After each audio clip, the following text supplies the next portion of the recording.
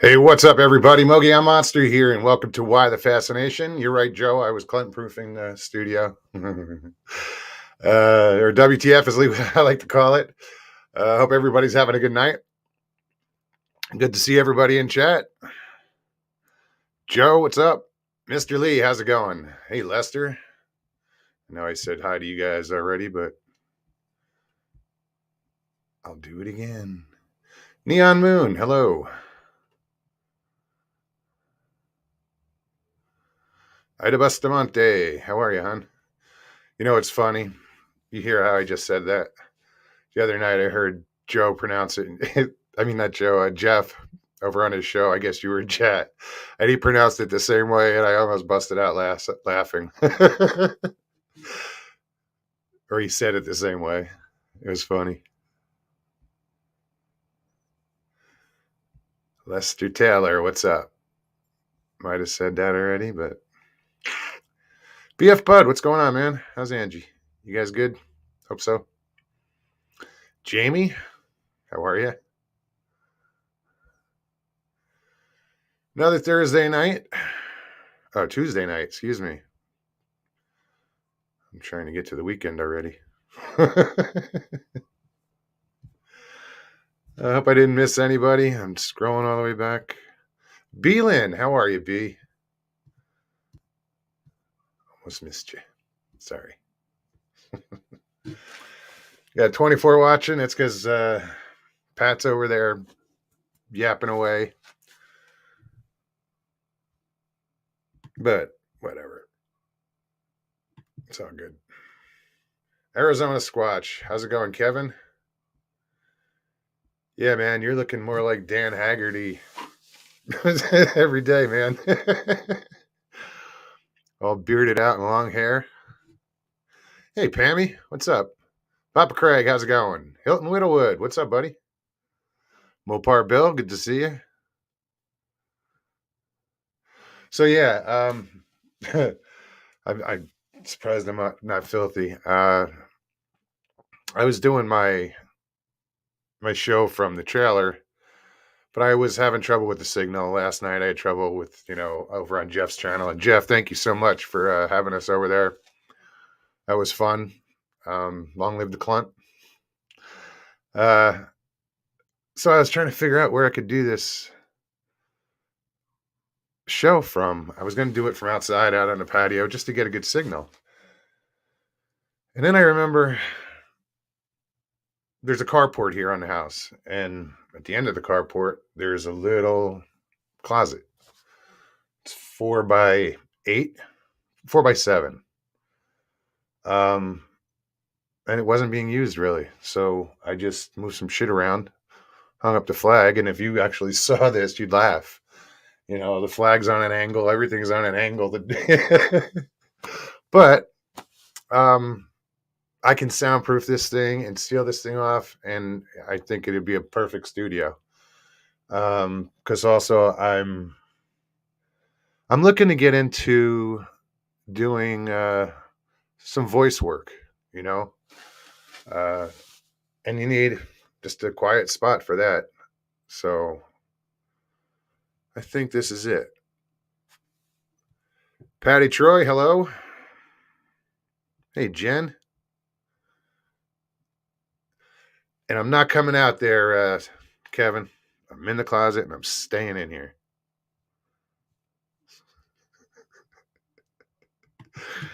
I'm no fool. So I posted the link in chat. If anybody wants to come on, if you've never come on before and you're kind of curious of what it's all about, just click on that link, follow the directions, and if you don't want to be on camera, you can simply go down to the bottom and hit stop cam. Seems to be the in thing these days. Bunch of pussies. You're sitting on the toilet next to Mr. Lee. Sorry. I'm just kidding. Yeah, and if you do come on, just make sure that you turn off YouTube in the background. Richie Evans, what's happening, brother? Good to see you. I've been meaning to call you.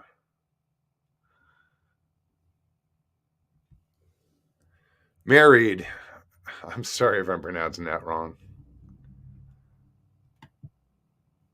Nice to see you. What up, Joe? Oh shit! Hang on, man. Yeah, I can smell that beer from here. No, I'm not even doing. No, I'm drinking coffee, I'm kidding. man. I'm kidding. So am I. I guess I was turning off my YouTube and didn't realize it already popped me up. No, anytime you're ready, it's all right. Oh man. Take your So time. yeah, man. Well, I had to pop on here, man, and it's all your fault, really. What? And let me preface this by saying, man, you're worse than a drill sergeant, dude. How so? Because I feel like I'm not knowing what T-shirt to wear before I run out in front in the morning, man. Because I had my red bandana on because I figured he's going to have his red bandana on. And then you come on and I've got red. And, I'm like, oh, crap. Now I got to change. So I had to look all around. That was. Oh, shit. I'll think of that movie. Don't tell me. Yeah. It was Clint Eastwood. Uh-huh. Gunny Sergeant. Yep. Fuck. They were in Grenada. Yep. Rescuing the college students. Yep. I just can't remember the name of the damn something hill. Yeah. Close. Heartbreak Ridge. Heartbreak Ridge. That's it. That's right. Yeah. But so I threw, just in honor of being on your show, I had to throw on the bandana of courage. And but you guys, well, the thing is, man, the wintertime is kind of slow for me when it comes to Sasquatch investigation, and it's because, hey, I'm getting up there in age, man, and it's not that easy getting out there in 12-degree weather in the wintertime, man, looking for snow prints. It's like it's almost not worth it to me. So a little slow in the wintertime. And you guys have really got me interested in this Clunt investigation now. In fact, I've almost thought about coming up with NISIN, which would be the New York Clunt Investigation Network. Because I'm curious, man. Now you've really got me thinking about this. There may be Clunts in New York. I want to know how many there are. Oh, there's more than you think. Well, from what I got from you being on Jeff's show yesterday, this is something that's going to be kind of hard to figure out, man. Because apparently, they can look like anything. They can shapeshift, maybe. I didn't. They seem to want to gather in urban areas, which surprised me. But they could be anywhere.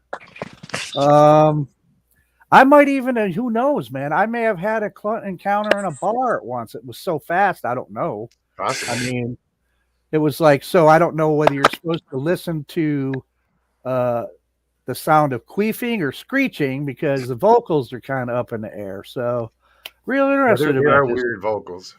This Clunt research, it might be. Kevin, how are you? I'm good. How are you, brother?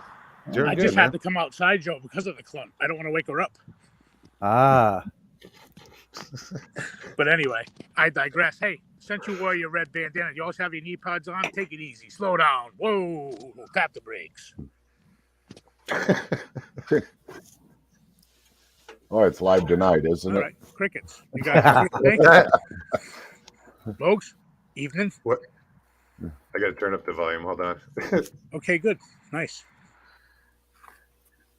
I'm ready. So what's going on? I missed the Clunt show, so I don't know what the hell it is. I don't know what you guys are talking about. You'd have to go back and watch it. If you go back and watch Jeff's show, Pine Island Research, last night's Valentine special, there's some stories told about it. Okay. And I'll see you guys later then. Some thoughts. Yeah, go check it out. I don't know what to tell you. So you canceled your trip, Russ? Which? Coming out here? I'm here, dude. Oh, you are? Yeah. Shit balls. Yeah, man. Shit balls. We're That's gonna have always when you know somebody is actually really surprised, is when they say Yeah. shit. Yeah. Yeah. Well, we'll have to hook up. Yeah, man. How, Yeah, lo- definitely. how long you in state? I don't know. I'll be here a No. while. All right. Oh, no, I'll be around. Um. Yeah, we're supposed to get snow tonight and tomorrow, so. Oh, really? hmm I saw some weather coming in, but where I'm at, it said rain possibility Yeah, I tomorrow. mean, if we get anything, it'll be like maybe an inch or so. It's not going to be anything special. It's been a dry summer up here. We had a big storm set come through right after Christmas and on Christmas Day itself. And that storm system was supposed to up to 3 feet of snow, and we got like 5 inches of rain and an inch and a half of snow, maybe 2 inches, something like that. Yeah, being from New York, man, it's always so weird for me to hear people talk about snow in Arizona. Although I do understand there are areas in Arizona, northern Arizona, that it does snow. Yeah, I live in a really rural community called Strawberry, and I'm sitting just under 6,000 feet on the edge of the Mogollon Rim. Yeah. And they typically get quite a bit of snow up here. Their average is 21 inches a year, but I just moved up here in July, and my neighbor was showing me pictures from last year, and they had like 4 feet of snow up here. Yeah. So, Yeah, so I'm only familiar with the southern part of Arizona by being through it, and What up? one time really experiencing it because I was hitchhiking. So, and it was like lovely. 95 degrees in the shade, 102 degrees not in the shade, and so yeah, It when you sounds say like Arizona. snow, yeah, that's Yeah. southern Arizona. Yeah. Wishing you were in northern Arizona right about then.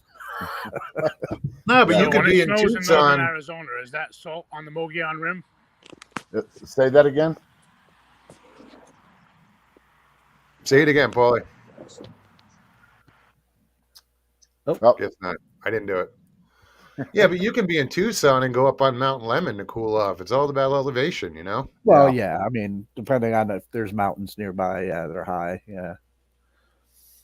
Well, that's one thing a lot of people don't realize about the state of Arizona. Arizona has the largest ponderosa pine forest on the planet, Yep. and it has more peaks than any state in the United States, to include Alaska. It has more peaks than Switzerland. Yeah. Yeah. It's like it's like people that aren't from here thinking when you say New York, all they think is city, Yeah. Mhm. and it's not like that at all. That's only Yeah. just one little city in the Yeah. state. I was like that when I joined the military. We had a guy from upstate, and I said, "Oh, you're New York City, huh?" And he goes, "No, New York isn't all city." And I was like, Well, you figure Manhattan's 24 miles long. "Yeah, You know, that's it. So the rest of the state is hundreds and hundreds of miles, you know? It's a Yeah, big ass state. I mean, really, I mean, for city wise, I mean, yeah, we have our fair share of large cities in New York State, but it's a pretty big state, and most everything else is just nothing but woods and farmlands. So How's it going, so that's the Mid-South? same thing. It's like I know that not all of Arizona is desert. Hey, Emma. Yeah, but people don't realize that. If they've never been here, Mhm. I think when they think desert, they think like Sahara. Right, And they should be thinking like Roadrunner. right, Uh, yeah, yeah. beep beep." yeah. um, but it's not all desert. Arizona is about altitude, you know, Mhm. because there's so many mountains and forests, and yeah, if no one's ever been here and I like blindfolded them, took them up to the Mogollon Rim, they'd think they were in Montana, Colorado, not Arizona. Yeah, Right. absolutely. Danny Stanton, what's up? Yeah, I'd actually like to get to that part of Arizona someday. I got a spare room, man. come out and say hi, hang out, see if we can see some signs of that Mogollon monster. Oh, Not the one sitting here, but yeah, yeah. I'll take you out, and I can put my money where my mouth is. Um, I have interactions with them every single time I'm out, so, and including not last night, night before I went out for just a night, kind of back out, just right behind Strawberry, and you know, I know they were there because I ended up with them on audio recorder with their clicking and popping. But as far as the typical activity I normally have, it was pretty quiet. yeah. Well, what's Yeah. what's your normal interactions? Well, just the basic stuff is, typically we get mind speak, the little twinkle lights. We constantly get clapped at. Sorry, everybody in the community calls it wood knocking, but they're not banging on trees. They're clapping their hands together. You get huge hands, and it sounds like a Louisville slugger, but that's what we've come to learn. They're clapping their hands, and what people are calling the rock clacks, we're pretty confident they're doing with their mouth, something like that. But we just get a lot of that.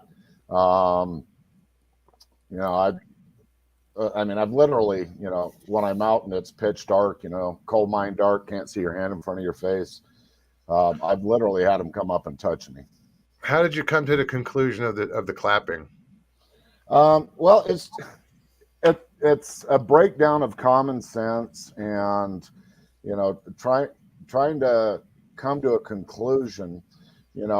When first started doing this, I had my axe handle, and I'd go into different areas and hit the axe handle up against a good solid tree and get a good knock, and immediately get a knock come back. And on multiple occasions get knocks from one direction and then another direction and another direction. Well, either these guys are walking around the forest carrying a flipping billy club, or they're clapping their hands. The issue is, especially up here in the forest, being primarily ponderosa pine, by the time there's a stick on the ground, it's pretty rotted. So it takes a little bit to look around and find the right kind of stick on the ground to be able to facilitate such a knock. And when they can do it immediately, we go like that and immediately get that come back. I had heard it was possibly they were slapping trees as well. Yeah, you know what? I'm with the I'm getting over to this side with the and there's people that agree with you, Arizona, and I'm coming real close to having the same kind of theory, because that is true. No matter what forest you're in, I'm starting to think that if these things that I'm hearing out there that I do occasionally, not all the time, but do occasionally, that sound like those Louisville sluggers against a tree, or really sound solid popping wood knock type sound. Yeah. I'm starting to come to the same theory that, man, they got to be doing it. If it is indeed them, they got to be doing it some other way, because I walk out in the forest and I go reach down and pick up a freaking branch and smack it against a tree, it breaks in half. It does before you hit the tree. Yeah, sometimes before it hit the tree. Yeah, so exactly. I agree, man. I mean, unless they're finding a stick that's a good stout one, and they're just keeping it forever and using it that way. I don't know. I think it's a pretty good theory that they could be doing it in other ways, slapping their chest, slapping the tree, clapping their hands. Not amazed to think, or find it a long stretch to think they may be doing certain sounds with their mouths too. Like absolutely. Said. Yeah. It's I guess how that whole idea started, if you're in the mindset that they're just some clever ape that's able to elude mankind, then picking up a stick and hitting it against the tree to make that kind of sound, because any of us who have heard that sound know that's exactly what it sounds like. Mm-hmm. But, you know, you have to be objective with this and, you know, put a little bit of deductive reasoning into it, and not just, you know, limit yourself to one set paradigm, because the moment you do that, you're going to miss so much in this. Mm-hmm. And, you know, and that's the approach that, you know, myself and a couple other guys on the team that we take is, you know, we've kind of set aside what everybody thinks is going on, and we're out there, you know, we're not investigating, we're out there getting educated, we're out there learning from them, you know, how they're doing what they're doing. And, you know, they're just absolutely incredible. They outclass us in every facet. Mm-hmm. And you know, I just find it easier to, Checkers, you know, they're not good at checkers. Yeah, they are. They beat me every time. But you know, it's you know, we're just wanting to, you know, learn from them, you know, develop a high level of trust with them, learn from them. And, you know, a lot of things that we've learned are, you know, are pretty incredible. You know, I'll give you one, for instance, you know, and this is really going to be hard for a lot of people to wrap their minds around. And I get it. You know, because if you're not there experiencing it, you know, trying to explain it to somebody who wasn't there is, you know, is difficult. But one of the questions that I kept asking was, you know, how do you guys deal with all the different climates you're in? You're in the swamps, you're in the snow, you're in the desert, you know, you're everywhere. You know, how is it that, you know, you cope with the different climates, you know? And after about a year and a half, 2 years of asking that question, I got it answered in a way that, you know, not only blew me away, but one of my partners, we're at one of our locations that we call Crazy Town, and it was probably about 30 degrees outside. And, you know, and at that time I was still living down in the desert, so that was just extremely cold for me. And you know, complete Carhartt insulated bibs and coats and beanies and face wraps and hand warmers in the pocket and all that. And we've got about 4 of them. I believe at that time we had about 4 of them walking around our campsite. We were getting the eye glow from them. We were getting the clicks from them and all the little twinkle lights and you know, continuously getting zapped. And all of a sudden, you know, I had my hands in my pocket and I couldn't feel the heat from the hand warmers. And the next thing I knew, you know, like my exposed face, which was my nose and my eyes and a little bit of my forehead, I couldn't feel any cold on that. So I pulled the face mask down. And anybody who's ever wore any type of a face mask knows that, you know, in the cold weather, your breath keeps your face warm.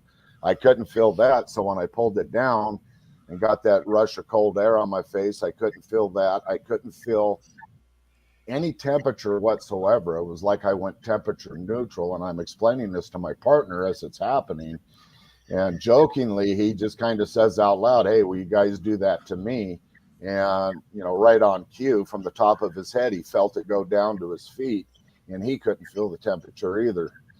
You know, so it's, you know, there's something spectacular going on with them, you know. Okay, the temperature thing was, did it affect sound at all, or Sonata experience?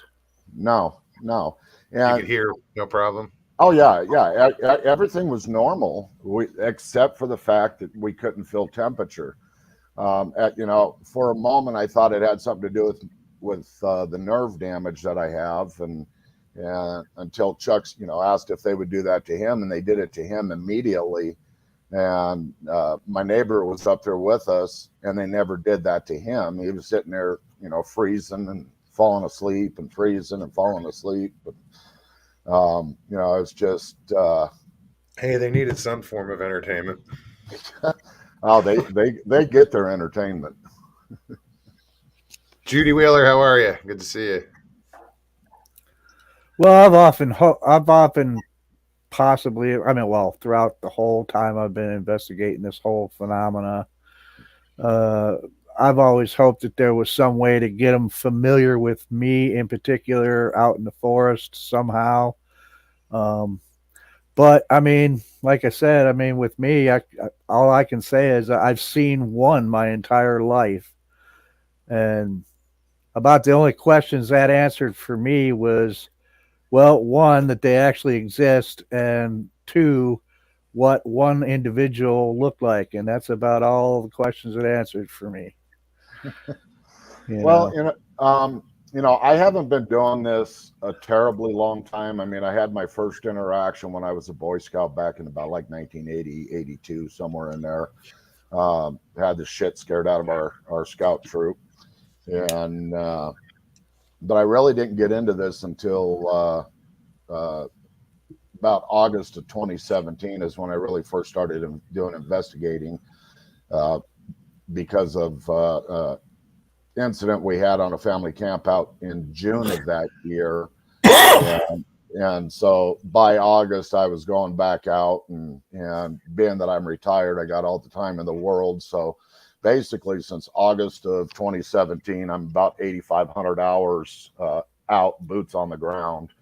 And what I did things a lot different than most people, that go out and research do. The habituation method, I put my truck in the same exact spot, my tent in the same exact spot. I would sit in the same exact spot. I always wore a red shirt. If I went out walking around the forest, I always did it at the same time of day. I wanted to become as predictable to them as I could, so, oh, there's the guy in the red truck with the red shirt, and yeah, he's doing the same thing over and over again. And, kind of like Jane Goodall did, and I really had no idea what I was doing, but it all seemed to work, and things just kept falling into place and falling into place and falling into place. And, with over, 8 daytime sightings, and I can't begin to count how many nighttime sightings I've had. The only form of technology that I use when I go out there is an audio recorder. I have them speaking. They have their own language, and yes, they know English. I've had them, say my name. I've got a recording of one female whispering, "I'm working Kevin." And anybody wants to hear some of that stuff, they can go into SoundCloud and type in my name, Kevin Keeney, Kehne, into SoundCloud, and I got some audio clips up there. I've got several thousand hours of audio, and just taking the time going through that stuff, knowing what all the other animals do and the kind of sounds that they make. And if I hear something I'm not familiar with, I'll do my due diligence and try and figure out what that sound was. Like, for instance, a porcupine. I know I'd seen a porcupine close in the area, but I've never heard one out in the wild. Me neither. And all of a sudden, I'm hearing this weird ass noise, and I'm like, well, I don't know what the hell that is. And so the next day, when I went out, because it's about an 8-9 mile round trip just for me to make a phone call. I'm so far out. I went out, got on the internet, and typed in, "What does a porcupine sound like?" And yep, that's what that was. So. I don't automatically go, oh, that's a Bigfoot. The diligence. Don't they make noise when they eat? Well, oh my God, they make the most adorable sound when they're eating something, man. I couldn't believe it. I mean, I about melted when I heard it. My wife was like, "That's so cute. We got to get a porcupine." But I was like, that is damn cute sounds, man. This one, he just sounded so content, and he was like making these little kind of oinking, kind of like he was getting into it. He's going, he was, it was so adorable, as they say. It was porcupine. I've never heard one in the wild either. Not to be Arizona, what's going on? Not much. How you doing, man? I made a comment in chat a little while ago. You did. You're talking about their mouth pops and mouth clicks. I've heard a lot of mouth pops, and I've heard clicks, and I've heard some of the weirdest things. Heard owls that sound like they were screeching through a damn air horn. I've heard to where they sounded like a bullfrog was the size of a cow. Yeah. And it's always about the volume that they produce when they mimic certain animals. You can tell by the bass in its voice and the tone when they mimic certain animals to know that that's no animal, or that's no bird, that's no owl, that's no eagle, it's no frog. And they also, I've seen them take, and this I have not seen them do this, but I found evidence in the woods of rocks that's had scrapes across of them, and to be a big boulder embedded in the ground and be chips of rock all around that boulder where it looks like they've taken a rock and smashed it or grinded it across that boulder to make certain sounds. Don't you do it. Sorry, I'm talking to my dog. Yeah. Oh, we got that. Figured that one out. Yeah, and that's one thing I'll never say is that they absolutely don't use tools to do things because I know they do. I've been given one. It's a rock about the size of a hockey puck, and I think you saw. I showed it to you, didn't I, Russ? When you came out that one time on site. I believe so. Hold on, it's gonna get noisy. Hold on. Yeah.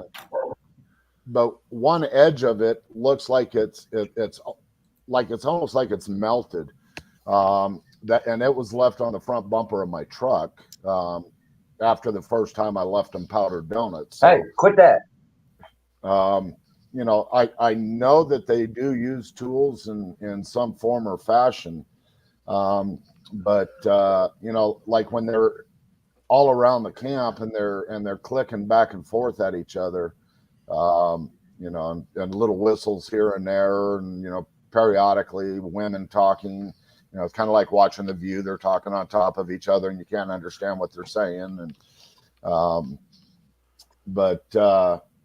in general, I firmly believe that the wood knocks is that they're actually clapping their hands. I can get some pretty damn good sounds coming out of a clap with my hand, and you figure a hand that's easily 3 times the size of mine. It becomes more feasible that's what's going on instead of they're running around with a pocket full of rocks and sticks. Yeah. If I've seen, I don't know if y'all have ever seen this video that the Squatch Master made back here a few years ago, but he videoed of some Squatch kicking the bottom of trees and making that large, Louisville Slugger sound wood knock on these trees. But yeah, he's got a good video out there that has 2 Squatch. One of the Squatch runs up the tree as if it was nothing, like it's been climbing trees, just like a monkey. And then the other one, the one at the top, is swinging back and forth in this tree. And then the other Squatch is down at the bottom, taking its foot and just knocking the bottom of the tree until they finally knock it over.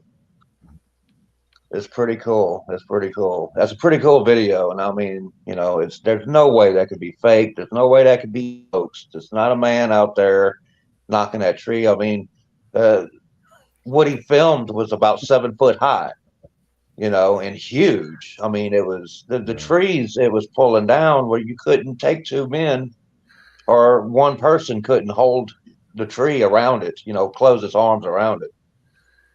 It was a pretty amazing footage. Now, I know he came into some controversy here a while back on him and his son going out there, and they sort of claimed that his son was faking some of these videos to where they was having him in a costume and everything. But I try not to go along with that because it was once out of all the footage he has. I mean, he's got some great footage of some Sasquatch, and the one time I just don't even agree with it.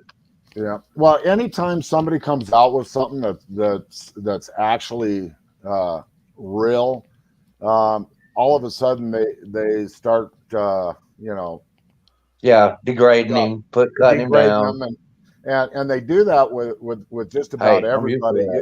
that. Even Todd Standings. I will stand behind Todd Standings in this aspect, that the one that they refer to as the Muppet, and that it's his face and everything. I've seen one like 8 feet away from me, and her face looked exactly like that. I mean, different features, but it had that Muppet look to it. Uh-huh. What had happened is I got up and was at Crazy Town, and I had to relieve myself. So I'm standing on one side of these bushes, and I look up, and on the other side of the bushes, at ground level, there she is staring at me, and I'm just like, I look down, I'm kind of like, sorry, and finished what I had to do, and I stepped around the side to see if I could get a full look of her, and there was nothing there, and I went back and stood in the same exact spot I was standing in, and because going through all the motions was this pareidolia, and there was nothing I could do to recreate that face, and it was almost identical, in structure and look and texture and everything, as what that one of Todd Standings is. So I've always stood behind that, that video of his, that it was that it had to be real, because I've seen the same thing. Okay. Which one was that? Was that the one where it blinked, or Uh, the one that it looked like the lion? well, it had almost a perfectly symmetrical round face, and then the fuzzy hair around it, and that's the picture that went wild on on the internet, and everybody was like, "No, it's fake. Oh, that's actually him." And somebody, I think his sister or somebody he was related to was a makeup artist, and did all Yeah. this makeup on him. And the funny part about it is when I'd seen the original picture, the pine needles and that of the branches that were right Yeah. there, the length of the pine needles versus, like the size of the eyes and everything, there's absolutely no way in hell, that was him. It was substantially larger. Yeah. Well, I don't agree or disagree with his work. I do watch Todd Standing. I mean, I go and watch his show, and I like to hear a lot of things he says. You know, here's a few of his films. I just don't know, just because of the movements of the Sasquatch that's in it. It's just a little peculiar to me, and I can't say that it's not fake because I'm not there. I didn't film it. I didn't, you know, so I can just be critical or be a skeptic, if you want to call it that. But my view on skeptics is, if it's too good to be true, it's a man in a monkey suit to them. And if it's blurry, well, you got the crappiest camera that anybody could ever have to take a picture of a Sasquatch. And I've always told everybody, I was like, have you ever tried to take a picture of your dog and make it stay still when you're trying to take a picture of a dog? Well, just imagine stumbling through the woods, trying not to break your neck on every rock, every stump hole, or try to get bit by every snake that's in there, and then actually see a Sasquatch and then try to film it or take its picture. I'm not a cameraman, and I'm not progressing to be any type of YouTube photographer, but it's really damn hard. And then when you finally do see one and you're so damn surprised, it's usually because you got the camera off. Yeah. Yeah, So and a lot of times all you hear is that when they do see it, the last thing they thought of was to take a picture. yeah, and I mean, I've been in instances where I've just caught out the corner of my eye of one either jumping from a tree to a tree, or one just peeking. And by the time I reach down to see which position my camera in, it's already gone. Yeah. Well, that's like me, Muggs. I mean, it's the same thing I always say about it. I mean, my encounter, I didn't have the presence of mind to pull my frickin' phone out of my back pocket, and that's where it was at. I didn't have the presence of mind to do that. But even had I done it, the thing is, from my position, if anybody, me, anybody, puts something out on online, as proof or as claiming it to be something, well, at that point, you really kind of gotta withstand the slings and arrows, and if it holds up, it holds up. If it doesn't, it doesn't. I mean, Mm-hmm. that's really the only way you can look at it. Now, yeah, is there plenty of stuff online that I'm just like, nope, I don't buy it? Yeah, there is, but that's my opinion. But you know what? It takes evidence, and that's all I look for. If you have the evidence to prove it, sure, man. Then I got no problem with it. People can either, I can choose to believe people when they say something, and I can choose to believe them because maybe I know the person, and I know the person wouldn't make something up or for whatever reason. But yeah, if you put anything out there, you're going to withstand the slings and arrows of the internet, or else you're like, don't put it out there.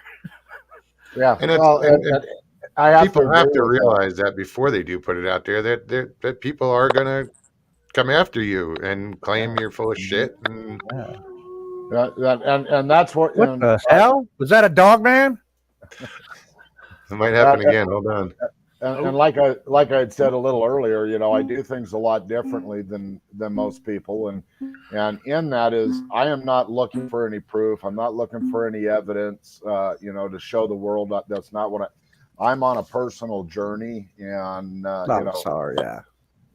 For myself, and I am too. I'm about the same way with that, but a lot of my videos I do like finding the structures. That's a big thing with me. That's a big thing with me because the glyphs and the structures, it's a language. It's a universal language. I mean, a lot of us find the exact same things in all parts of the world and everywhere we go. The same types of structures, the same types of glyphs. And if we could all get together and research this a little bit more and find out what they mean, what are they saying? I mean, we're all screwed up. Each of us has got our own theory about what they mean. So, I mean, we're never going to find out what they truly mean if we all think that our theory is right and the other's not. It's going to stay a mystery.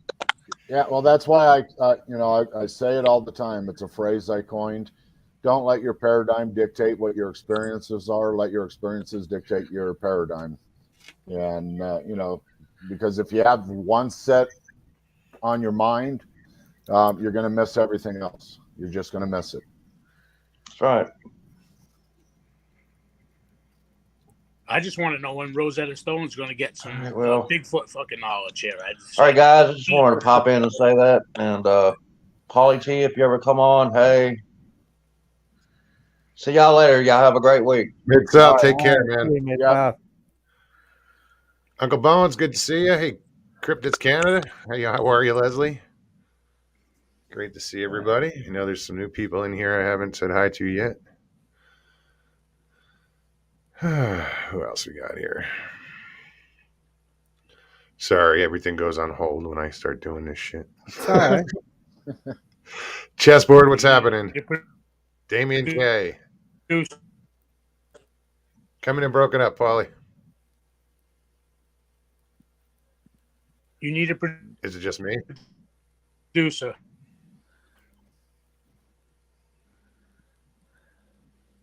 You're breaking up. Yeah, you're breaking up, Paulie. No, it's me. Hold on, I'm going outside. I'm telling you it's you. Hey, Nikki, what's happening? Harry Man, Hoaxes and Hoodwinks. Good to see you. Yeah. Thinking about. I'm going to be bugging out here in about 10 minutes, 5-10 minutes. Yeah. So. But yeah, me Right. too.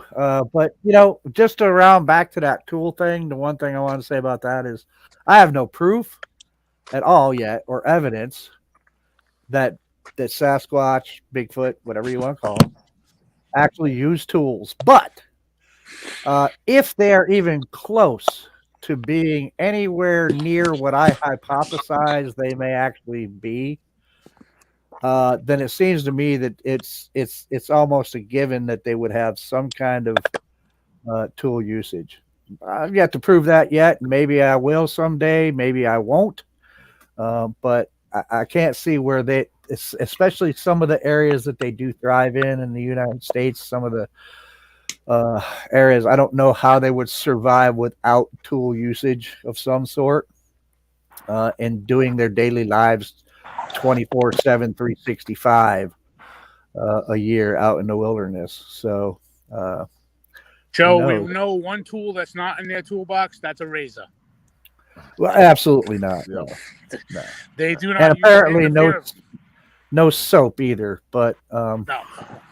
that's something else to be thought about another day. But anyway, hey, nice to meet you, Arizona Squatch, Hey, you too, Joe. and nice to see you again, Polly. Mugs, thanks for letting me come on, man. I pleasure. just really, I got to go make plans on developing the NYCIN. And folks, that's the New York Clunt Investigation Network. Remember, I think we're gonna go. I think we're gonna go somewhere with that. Sounds All like right, the don't- redneck branch of the CIA. That's right. Don't sweat the petty stuff and don't pet the sweaty stuff. All right. See you in the Peace. forest. I guess I shouldn't Peace out. touch myself right about now. Sweaty, are you? Oh God, dude, I'm almost as hairy as a Sasquatch. I can Velcro jump without a suit. You can do what? Yeah. I can Velcro jump without a suit. Oh, geez, I that's don't gotta need the hurt. suit. I'm like Ron Jeremy, but he's much better looking. But But yeah, I got to get out of this chair. My thoracic spine is jacked up right now, and No, I got it. No worries. Yeah, I'm So- sitting in a bullshit chair myself.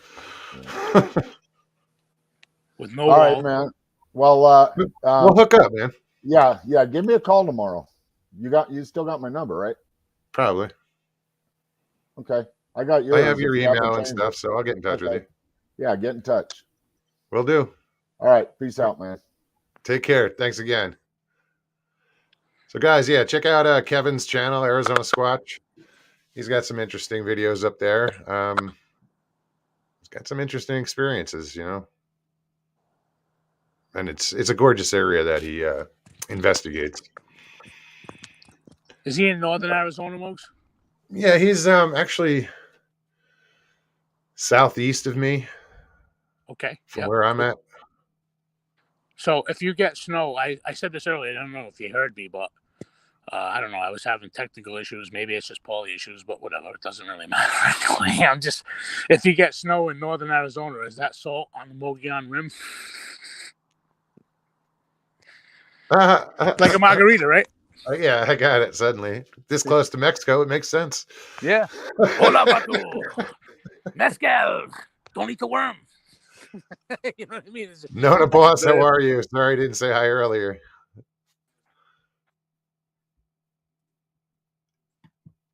He just put Yeah, this shorts.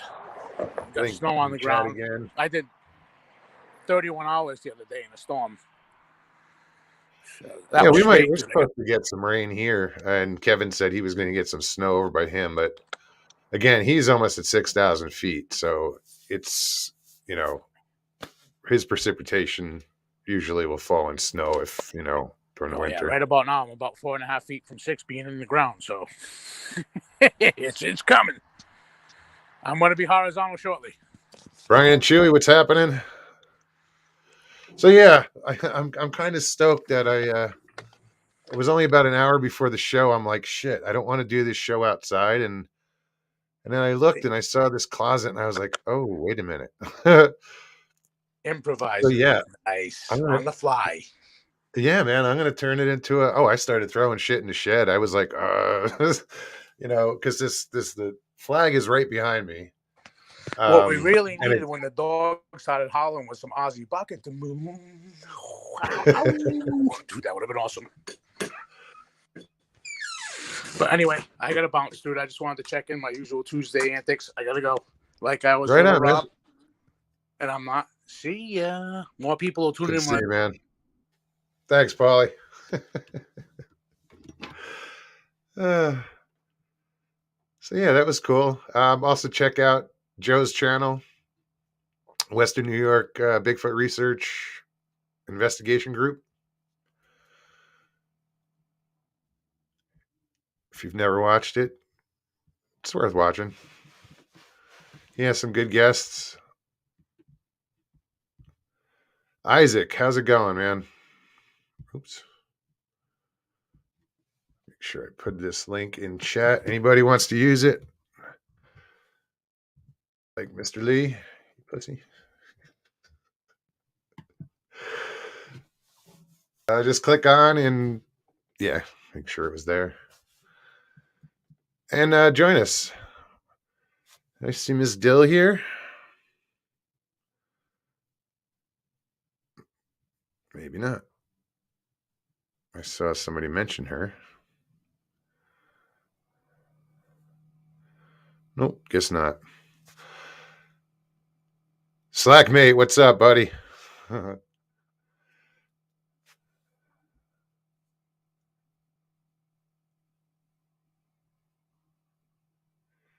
Yeah, it was me, Dill.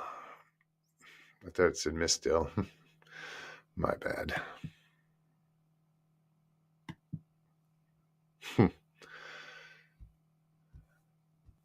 Who else we got here? So yeah, like I said, I'm gonna convert this room I'm in into a studio, recording studio, broadcast studio. I've been people have been encouraging me to do to look into doing voiceovers or voice acting or whatever, you know. And it's weird because I looked something up, you know, about it, and now every time I turn on YouTube, I get a commercial for the same voice acting uh, advertisement. Um, so I'm like, you know what? Fuck it. Why not? You know, if I can do it, I can do it. I'm gonna first thing I'm gonna do is I have a little documentary I have to narrate for Charlie. Howling Underdog Films. You'll see him occasionally. So yeah, that's going to be my first thing, and we'll see how it goes from there. If it works out, you know, why not? You know, if I can make money, you know, doing advertising or whatever, why not? I'll continue doing this, but you know, need a gig. Lockbeard, what's happening, man? Hey, Sandra. Sue, how are you?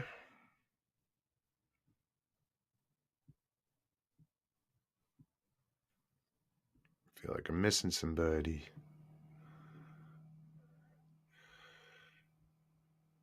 Sue is coming from Australia. Right on. Good day. You're down there with Mark Dotman. And speaking of Australians, where's Scotty tonight? Is he cheating on us with Pat? I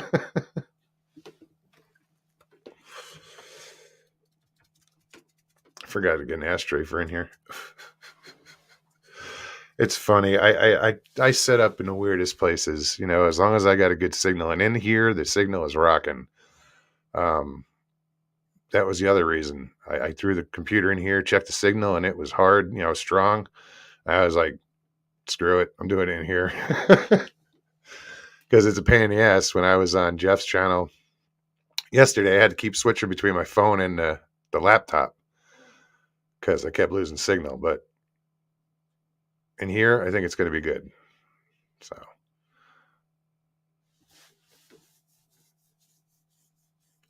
Jeff said he didn't see Scotty over in Pat's chat.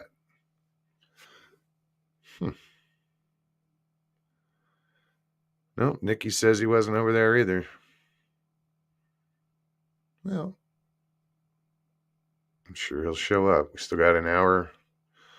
Geez, we got a whole hour left. Kidding. Yeah, guys. I keep posting the link in chat for y'all to use. You see how it's done. Obviously, people do hit it occasionally. Yeah, if you want to join me, hang out, bullshit. Feel free. I got to stop saying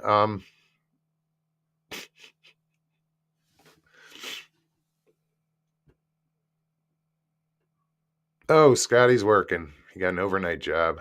Bummer. There's Miss Still. Somebody was worried that Trudeau threw you in the clink.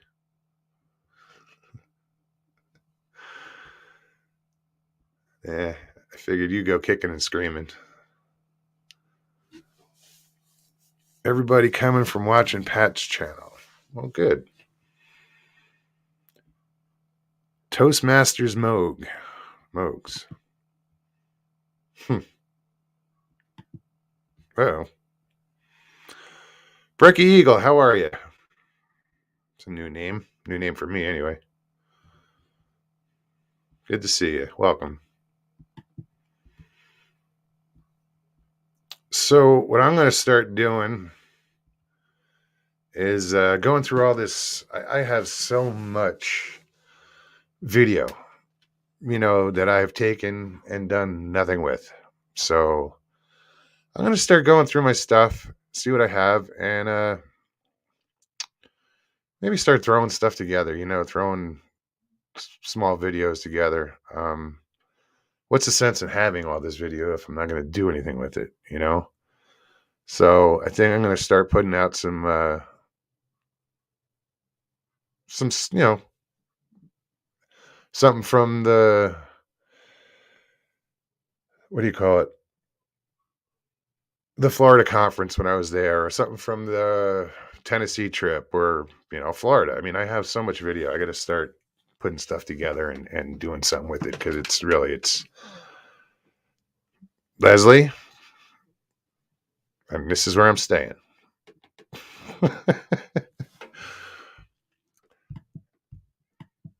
She says you're in a closet and I'm not coming out. Yeah, actually there's the house, there's a carport, and then there's this closet that stands alone. I can get to the attic from here to the house, but it's not attached to the house, but it's attached to the house. It's just this weird little 4x7 closet that I can insulate, and it's gonna make a great studio. I think I'm gonna have to get a new mic, or I'm gonna try my other mic, because this one doesn't handle. I project, and it cracks. It doesn't handle the power of my voice. Like if I were to sing, it would just crack.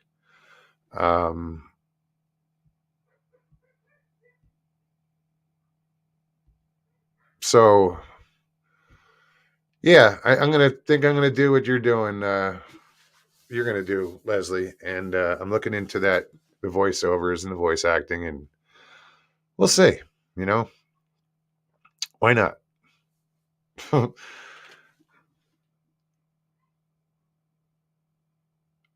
Who else is in here?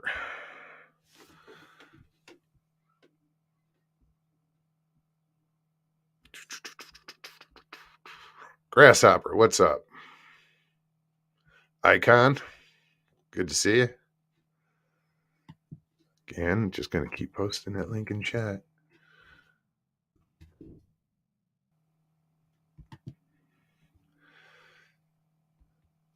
Yeah, there's some voice. It's a voice I recognize.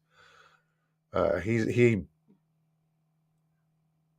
has I forget his name. It's called the voiceover Beard, and he has a book out now that tells you the in and outs and how to do it. And it's basically you're doing it through Instagram. And you don't have a talent agent. You don't have, it's like taking everybody's mistakes and what wasn't working and throwing that out, and they present you with what does work. So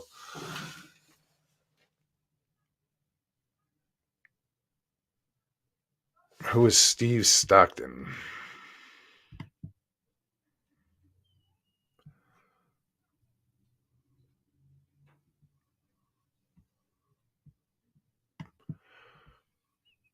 See a new name.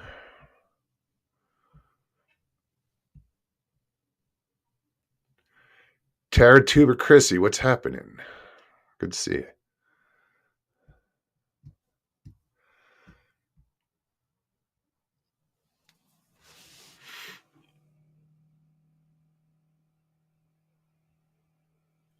You know what? I don't know.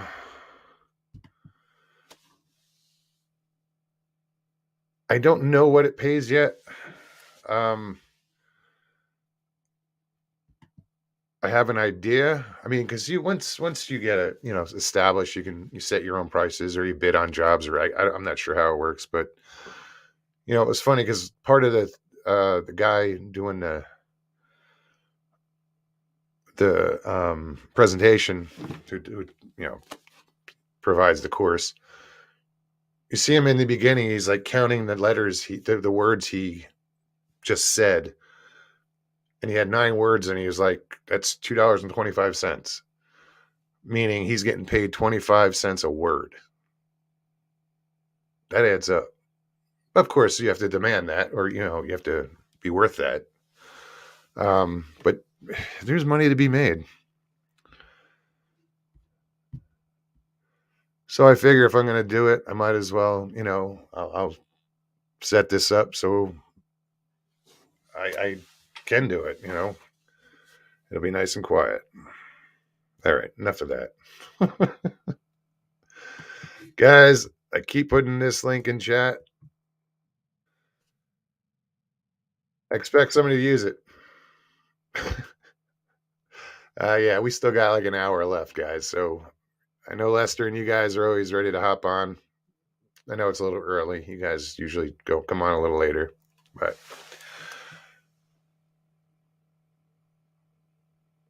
is Richie trying to explain Cracker Jacks to Mr. Lee? How about Fiddle Faddle? You got that? Same thing. Probably not, though.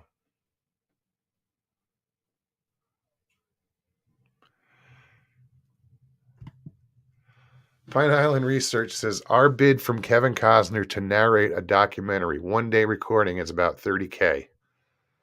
Yeah, well, no Kevin Costner.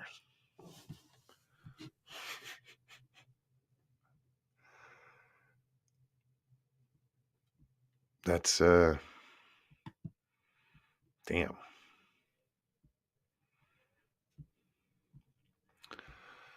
So the other thing is, if I do this, I'm gonna have to quit smoking.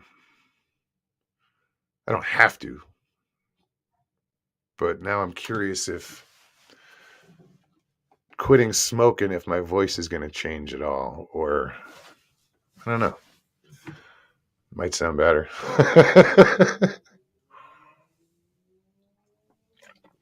But it's something to think about. I'm giving it a lot of thought.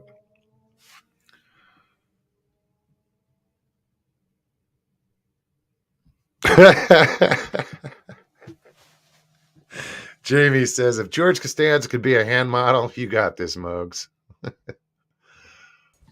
What up, Pat? What's up, man? Not much. Yeah, so I'm interested. Like, are you legitimately trying to get into like the business of like voiceovers? I haven't started yet, but I'm looking into it. Okay. A lot of people have said, do it. I wouldn't steer you in that direction if I didn't think you could do it. So, yeah, I'm starting to look into it, and why not? You know, I can't hurt to agree, dude. try. Either someone's going to say, "Yeah, stick with YouTube," or whatever, or "Hey, here's a job." Yeah, sure. No, I think that's great actually, and I hear that in your voice. Like, there's definitely a place there for you. It depends on how diverse you want to get. You know, Well, there's different schools that or courses that'll show you the different types of advertising and I listen to a lot of these different voices, and they're advertising voices. You'll hear in car commercials or right. whatever. Hmm. I don't know if I really want to get into that or more documentary stuff, or I don't know. I don't want to do these like. I don't think I want to do like advertising. Like, I don't know. There's a lot of different jobs out there Might. for this. Hey, you might want to do a car commercial if it pays enough, right? Yeah. Oh no, Yeah. I ain't gonna turn down money, but I'm just Yeah. saying in general, I'm not. I have to see what's out there. I can't say no yet. Right. Yeah, I'd say explore it, dude. Like, sounds promising. I see where you could find a niche or a latitude actually with that. Totally. Totally. Yeah. Because there are so many different jobs out there for it, from business presentation, that people do to commercials, radio, anything, um because everybody says I have that DJ voice. I'm like, what does that mean? Mm. I know, right? Yeah, you do. You you don't have the wackiness that comes with the DJ voice. You know, like those guys are a little animated at times, but Yeah. I know people. I know people in the industry. Uh, I know people in that industry. Well, it's funny. When I was a kid, I admired and kind of wanted to be a DJ, but I was a kid. Yeah, And right. then later on, I was a karaoke jock. I ran a karaoke show. Oh, nice. So I basically was DJing, Right. Yeah. Yeah. Yeah. Um, so it was, and then I was always friends with the radio stations, like the country stations. I usually knew all the DJs, and if they had an event, I'd run into them there, or So it was funny because I'd call in, like I'd run karaoke until like say 2 in the morning Mm, or 2:30, and then at three right. o'clock, the country radio station every night would have this. The certain DJ would have a contest. What are these three songs have in common? So you could only win once a month, but I'd win once a month. Mm, And when I'd say he'd be the queen, he'd be like, "Oh, so what station gives you the best blah blah blah?" And then I'd go into this New York and New Jersey's new country, blah blah blah, and it just sounded too professional almost. right. Because he'd hang up, he'd take us off the air. He's like, "Damn, dude, like, why aren't you doing this?" Yeah, and now I mean now there's a like a legitimate medium right here. We're in it right now. It's like it's called the internet, right? Um, and Yeah, you and don't it's you don't have to deal with the gatekeepers. I mean, dude, good luck getting into radio. Hey, no, I don't you're want to in. get into No, radio. I But know. I'm just saying, like just for the record, right? You and I getting into radio at this point, like, ain't happening. not You know? interested. Yeah.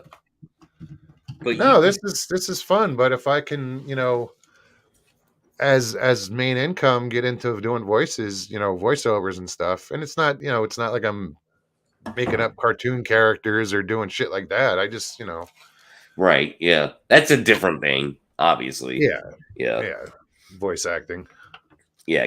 Like character acting, voice, and that's its own niche thing. So the Oh, character, accents and yeah. yeah, exactly.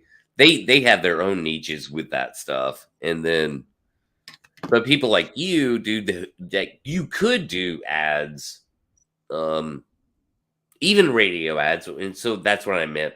What I meant by radio was like, having a show on radio. Yeah, no, Yeah, not. like but you could do ads like it's just again, it's a business, and there's still aspects of that business that have gatekeepers, and there are aspects of that business, thank God, that don't. Right? You know what I mean? Yeah. Dave Stewart, how's it going, man? Good to see you too. Sorry, guys, this might be a boring conversation with you guys, I'm sure.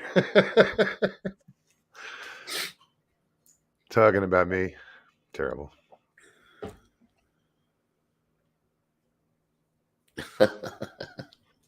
Jeff.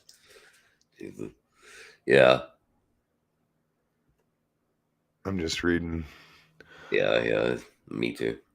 Just a bunch of folks from chats and channels getting together to fellowship. Some may go out at night. Right on. It happens.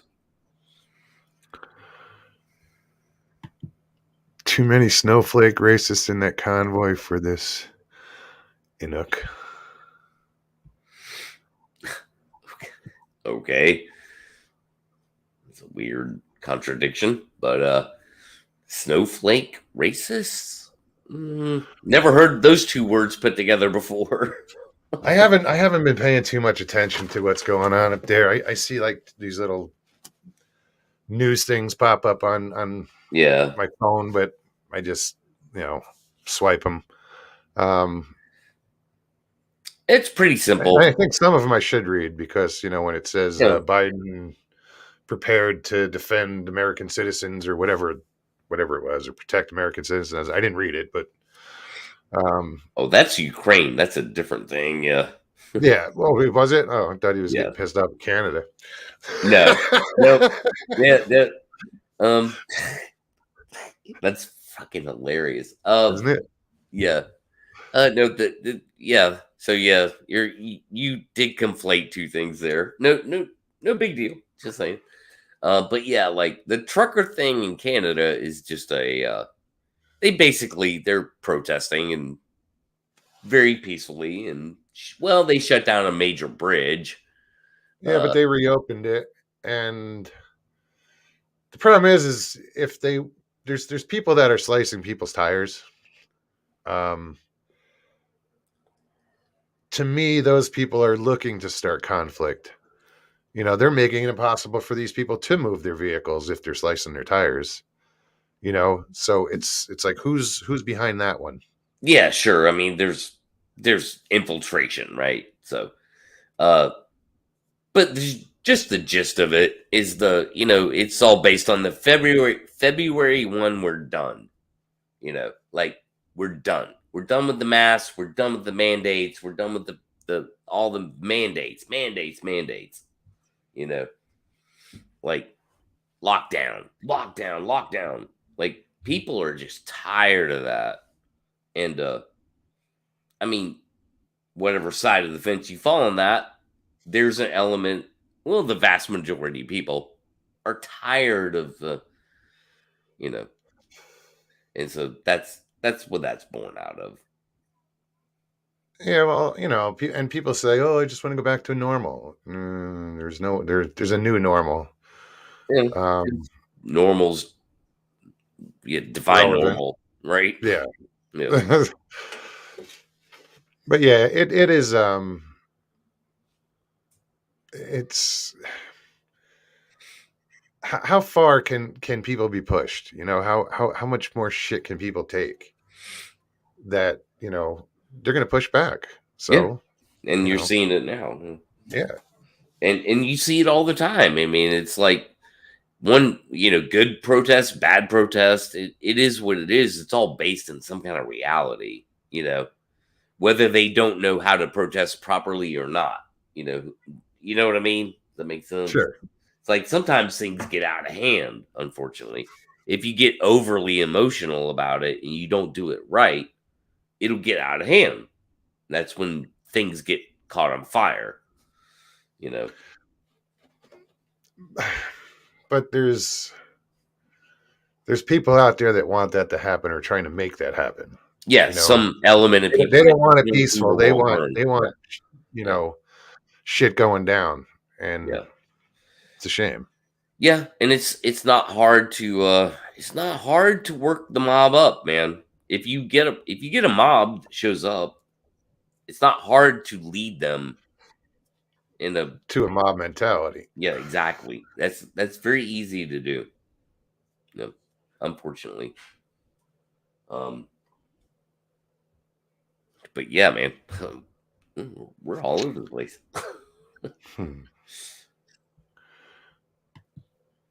Icon says the only thing coming out of that convoy is driverless trucks. Which means no goods. No good shit. No. Actually, what he means is electric trucks, driverless, Oh, autonomous. nah. I ain't buying that. There's a company in Phoenix that's already building them. No, I know. And they're being tested on closed highways for a reason. Because it's a, 18-wheeler driving down the road, with what? Like, 10,000 tons of goods. That if something goes wrong, could wipe out a town, right? Like, you know what I mean? It's like, no. I just don't buy that. Like, we're nowhere near that, man. I know it's being tested. Arizona leads the way in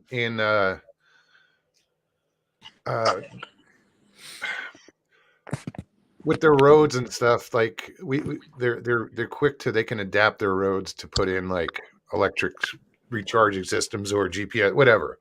You have to look it up, but Arizona is doing a lot now with there's a lot of different companies moving into the valley that electric cars, electric trucks, and autonomous vehicles. Autonomous, yeah. It's the autonomy thing that I'm pretty like with autonomy, and it comes to moving goods autonomously. They have to have, to me, they have to have their own infrastructure. So they would have to have their own lanes, their own separate divided lanes to travel in, almost like railroad tracks. I mean, so like, that's not happening, Pat. They're gonna drive your ass around in 20 years. Don't worry about that. That's coming. But the technology is in its infancy. It's not ready yet. It's not perfected. no, there's still it's not even imperfections close. in what they do. And you know what? I'm gonna tell you right now. Don't mess with truckers. Do not fool with them guys. I'm gonna tell you what. Nope. You don't do that. They give us everything we need. Respect no them. kidding. Respect them. Don't piss on their fucking. Don't pee in their Cheerios. Don't do that. This is just. You don't do that, man. One of them things. Teamsters especially, because they killed Jimmy Hoffa. You be on the list. Not for nothing. I'm just saying. If they can take out Hoffa, they're gonna take out a lot of people. Well, I hear you, bro. Like, I support the truckers. No, I know you do. I'm just saying, but there's a lot of things that are coming out of this that are good, but there's also a lot of bad shit that's going to happen with this too. Guys are going to lose their jobs with driverless trucks, right? Then, now you're taking food out of families. So, there's that moral divide there, right? Where, what do you do? Do you support AI or do you support humanity? I still contest that AI is not a threat to the trucking, the trucking industry right now. I just don't think it is. Tell that to the farmer. Well, I work on a farm, Mogs. You're preaching to the choir. You know what I'm talking about, though. All the major farms, their tractors are all computerized, satellite guided. And yeah, but I mean, the farmer don't need to put on jeans. He can sleep in bed. The tractor's out in the field plowing, doing what it needs to do, right? Not autonomously. I mean, come on. Farmers go out like Pat, it's reality, man. Come on. Look into it, dude. Yeah, they're out there autonomously. No, well, maybe we will in 100 years. Like, yeah, sure, in 100 years, but 100 years. 100 years. It's fucking 20 years away. It's already happening now. We got driverless cars.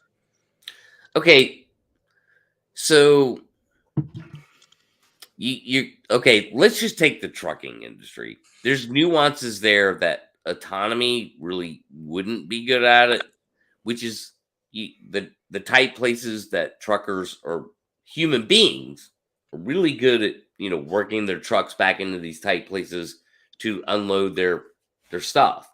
Yeah. The autonomous vehicles, which may be good in closed roads, driving at 60 miles an hour in a straight line in Arizona, that is doable. But when it comes to dropping off that load in the tight space, that requires a person. Autonomy Bullshit. is There's not. I don't fucking agree. I don't agree GPS with and that. coordinates. No way. No way. Look at your Satellites doing average. that. Look at your average car, your Cadillac or whatever. They parallel park themselves. You're talking Why about can't they back into a 18-wheeler, loading though. dock? Good point, It's Mogo. so what? It's all Yeah. cameras and sensors and electronics. It's all the same thing. A But that's computer and a that's not machine would being probably, huh? done. That's not being done. It most certainly is. They're putting cars out there to do it now. Show Pat. me You one can't example. parallel park. The car does it for you because you don't have the ability to do it. What's to say that a truck can't back into a loading dock with satellite positioning? It can. It's going to happen. Show me one example of an 18-wheeler dropping off a load autonomously without a driver. I didn't say it was happening now, but it's coming. That's my It's in the point. works. The technology is out there, and Okay, it's but going to you refine. you can't predict when it will hit unless it's already been shown. But to why would happen. you say 100 years, dude? Look at where we've come in 100 years. No, I Sorry, get Most that. cars we get in 100 years, we're fucked. Mogs, I just wanted to chime in because this was going in the wrong direction. We need to be realist about this. Technology is a good thing. It's also a curse. We get more It is a stupider, curse. but we get more advantages, right? So, the way, like a Libra, you're weighing this and that, dummy smart, right? Like my phone's going right now because I'm drunk, but it's okay. I'm doing this, and it's good. But I'm just saying, that there's truth to this stuff, man. You know what I mean? Science is backing this shit. It's coming. You know what I mean? It's not 100 years away, Pat. You're living in a fucking bubble if you think that. I'm sorry, no disrespect. I'm not living in a fucking bubble. I'm just telling you, it's not 100 years away. It's probably 10, 20 years because they already have cars that drive them fucking self. So Yeah, but not 18-wheelers, bro. Like, no. Dude, it doesn't matter. They still do the same thing. Listen, I'm out on this. Yeah, but that's fine, dude. I'm just trying to be fair about it. Like, 18-wheeler is not a car. Like, I get that. There are autonomous cars. And, oh, by the way, they've killed people. So that's not really a thing that people are into or like or is allowed in very, very many places. Autonomous cars. Now you're talking about autonomous 18-wheelers that can Why wipe not? out They do it with drones. half a city block if they go rogue. We're not there. Wasn't it Amazon? Was it Amazon or who was it that was going to use drones or is using drones to deliver packages? Yeah. But that's Okay. that's not autonomous. Those drones are piloted by people. Are they? Yeah, Okay. they're aircraft. They're aircraft in the national airspace. So that's like FedEx flies planes, So Amazon can fly drones, and All right. that's not even really a thing either, So it's capable, but it's not implemented. Nikki says, look up Too Simple Autonomous Trucking. It already exists. Yeah, and again, you'll see that video on, guess what? Closed highways. Not. But it's in the making, dude. It's not. Yeah, well, 100 yes, years I know. away. I didn't say it wasn't. All I said was, if something goes wrong within a fully autonomous 18-wheel truck, right? It could wipe out half a city block. I mean, we're not in. There will be so many redundant safety systems in something like that. The chances of, dude, again, what's up, Stevie? Autonomous cars have already killed people. That's already a thing. It's not going to stop them from making them. I agree. Putting them out there. I didn't say it wouldn't. Arizona's going to lead the charge in autonomy. No, it is in the works. It's coming. It's just like it's not threatening anybody's jobs right now. Like, that's my only point. We need real truckers. We need dudes and chicks sitting behind the wheel driving those trucks. Icon's got a point. Non-autonomous cars kill people. Yeah. Yeah, but it's different when autonomy, when a machine kills somebody. It's way different in people's heads. It's like, oh, Right. we don't want this. Like, no, that wouldn't have happened had I'll a take my person chances been with the there, drunk right? driver. You know? Yeah. But yeah, I mean, it's coming. I technology is don't great, disagree but with you guys. it It's has coming. it has kind of fucked us up as a species. Well, It's yeah, chained us, it made us lazy. modern society, right? Yeah. It's shame. Modern society, bro. Electricity. Man, Try living without electricity for 1 month. It's not easy. It's doable, but it's not easy, right? no, it's not. Yeah. I've done it. Well, I've done it too. Yeah. So you and I have been around the block. Most people in this world have not. Like, they grew up on electricity. They've never been without electricity for a month. Most people. Yeah, but as far as technology goes, I don't mean electricity. I mean, cell phones. Everybody Yeah. is Well, like, yeah. That that's it. too. Fucking, That too. Yeah. oh, the bank got robbed. Oh, I didn't see it. No, did I see? No, I didn't see the guy either. No, hold on. Yeah. Yeah. Yeah. Yeah. He got shot. Nope, didn't see that either. Bigfoot walked by. Nope, didn't see it. It's a weird dichotomy. It makes us stronger yet weaker, right? So it's kind of a strange thing. Guys, I put that chat, the link in chat again. Wonder Woman, how's it going, Kathy? Great to see you. Amazon warehouses are automated. Correct.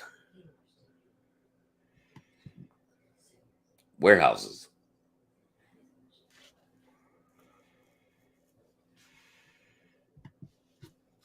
Stevie B says, live in Florida during hurricane season. No power for a month is common. It can be, or yeah. All right, who do we got coming on here? No, not there yet.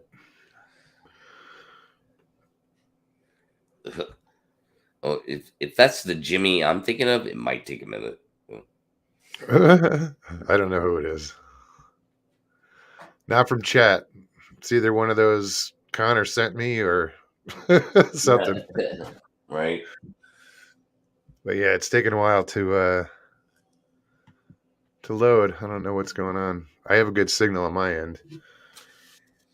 Yeah, obvious. I mean, through StreamYard, it's all individual to their own internet. So Neon Moon said Hurricane Laura done it for me in Louisiana. 38 days with no power. wow, that's a long time. It is. Yeah, long time. And what's worse than power, being without power, is being without water.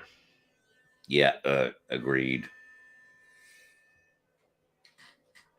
You cannot. Yeah, water is like the most, other than like oxygen. Water is like second, Yeah. right? You can't go a few days without water. Icon says no electricity. Sounds like heaven. Maybe. Jimmy, I see you back there, but it's taking a while for it to load. I don't know what's up with that.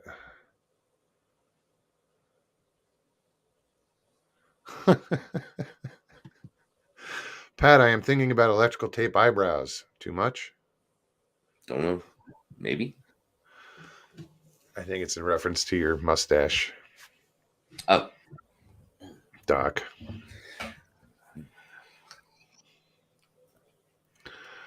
All right. So Jimmy came on twice. Let's see. Jimmy, what's up, man? No, let me try this one. Jimmy, you there? Not hearing you. All right. Well, you logged in twice backstage, so let me kick one of these out.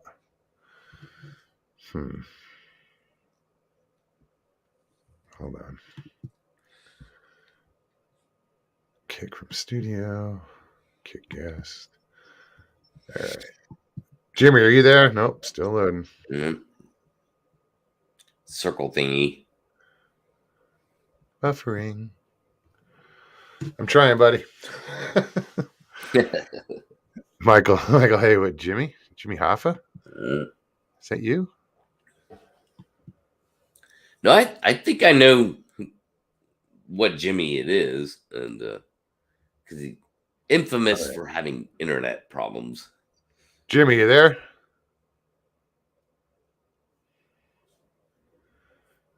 Looks all good, but I could play the role of Jimmy.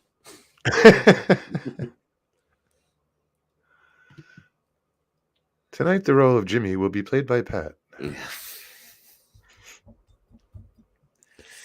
Yeah, pretty sure I know who that is. I keep trying to pull him up, but he's not there. Yeah. Check your mic, dude, because we can't hear you if you're there. All right. Jimmy. Get it together, Jimmy. Get some good internet. I'm glad you're trying to come on, Jimmy. Just I'll keep trying to pull you up.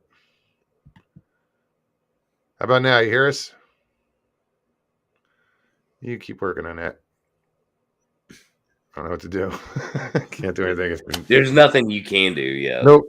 It's Keep all trying. based on everybody's individual internet. Yeah. Which is why it's like if your internet went down right now, Moggs, like I'd still be here because I'm attached to the StreamYard server. Yeah. Yeah. Oh yeah, because like if I end up changing, I can click on my phone real quick and switch to that. Yeah. I've had to do that. I did it last night a couple times. Yeah, so that's kind of the beauty of StreamYard is that your internet doesn't have to carry. It doesn't carry everybody else. They attach to the StreamYard server, so therefore, it's all on independent. its own. Yeah. Yeah. But they can't control anything, obviously. Yeah, the internet is what it is. Whose ever signals are in and out. StreamYard has no say. Jamie's got a good question. If you shoot a mime, do you use a silencer?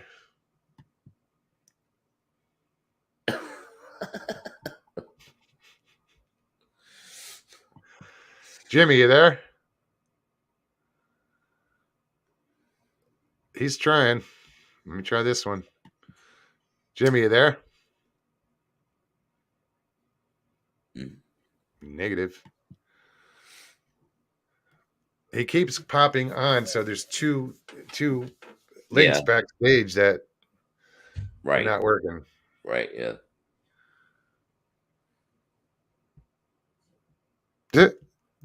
Jeff says maybe it's an autonomous Jimmy, not ready for market yet. Possible. Quite possible.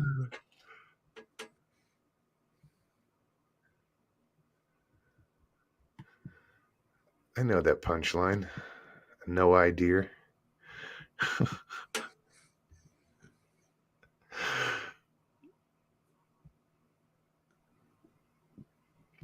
Richie says, get yourself a hotspot from Verizon for your house.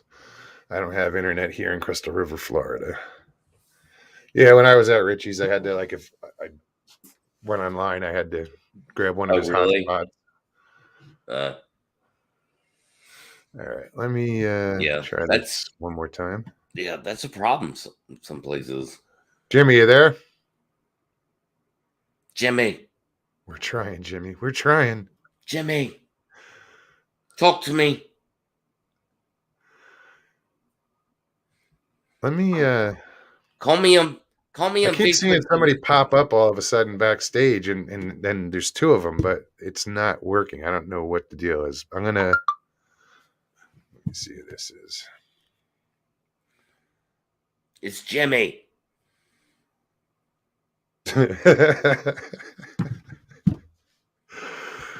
No. Oh well.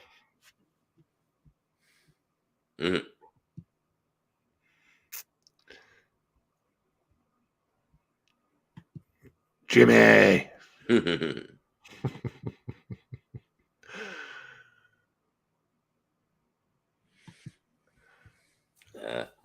I'll keep trying, but Jimmy, you there? All right. Nothing I can do. Sorry, buddy. Later, Tater. I don't know what to do. It's starting to get cold in here. I should have brought the heater with me. Yeah, what elevation are you at? I'm about 3,500 feet. Oh, wow. Okay. Yeah. I get that. It's not too bad. It's enough to get cold, right? Jimmy, you there?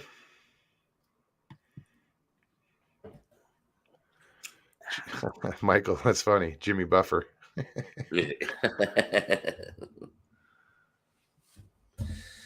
Oh, man.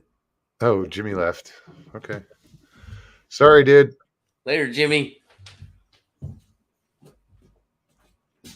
Yeah, I think I know who that is. You are high, Mogs. Not anymore. I was. That's why the show can't end soon enough. No, I'm kidding. All right, Jimmy's backstage. We're going to try this again. I don't think he's ready yet, though. Nope. Now I want to know what the hell the guy has to say. I know, right? Oh, he's persistent. So, even Stevie B's saying, Jimmy. He's just making it more intriguing. Yeah, it's still not ready yet. Man, I'm surprised he's not giving any kind of explanation in chat. Pine Island Research says, how far are you from Phoenix, Mogs? I am an hour. I can be there in an hour. Oh, really? North Phoenix, yeah. Mm. North Central Phoenix. Interesting. Well, hey, Jay. How are you? Good to see you. What's up, bud? Hey, Pat, I'd come on your show, but I can't ever figure out how to get on the goddamn thing. Well, you figured it out better than Jimmy. I thought you might want to finally see my old ass. I'm on your show. I come in there and you crack me up, buddy. Me or him? Both of you. Well, I'm well familiar with you, Jay. Yeah. And you are. Well, we met the other day. You had an encounter, I believe, in 67? 66. 66 that you have not gotten over. Man, 55 years ago? Damn. Yeah. Yep. Yeah, I did. And it's even to this day, it's hard to talk about. But yes, I did. Mm-hmm. I met that guy over there. No, over there. The other day. Yeah. Jimmy Who, Hawk. me and mothballs? Yeah, I thought you was dead. I am. I'm in concrete right now, up to my ankles. You look like it. You're in the dark. I am. It's concrete all around me. I'm Jimmy Hoffer. I'm fucking dead. The fucking Teamsters did me in. That's what they do. You was my. Wait, where is the concrete you're in? I can't tell you that. Come on. Damn Tell me it. it's Giant Stadium. Mogs, GPS. It's not Giant Stadium. It's the Empire State Building. I'm buried deep in the basement. If he told us that, he'd have to kill us all. I told you I'm in the Empire State Building. Try to find me. It's a fucking big building. Good luck. Yeah, isn't it actually in the end zone? Right? That's what I heard. Yeah. Pat, Somewhere. there's no end zone in the Empire State Building. You're mistaken. No. Giant Stadium. Yeah, the stadium. Yeah. I'm not in Giant Stadium. You guys are wrong. I'm fucking Jimmy Hoffer and I'm dead. I'm in Yeah, so how the concrete. You guys fuck do you gonna know where argue you with me? are? You're in a concrete box somewhere. I have a concrete head too, so it gets a little stubborn at times. I'm peeing on my truck tire right now because I'm outside. Warden don't want me to wake her up. Oh, listen. Paulie's pissing. Hey, it's lemonade. Pat, you want a snow cone? Don't eat the yellow snow, man. Yeah, don't eat the yellow snow. Don't do it. Never. We don't get much snow down here, Unless so you like edibles, then I would get the residual high from it. But don't See, do it. Jamie knows. Coffin Corner, Giant Stadium. right. So you guys don't bother me. I'm talking to a good-looking woman on the phone, and damn if I got her food. I'm telling you, I really got her food. What are you showing her my Bamboozled? picture? Yeah. Give her some of them magic jelly beans, huh? Like you were jacking the beanstalk. Careful of those blue ones. Don't eat too many of those.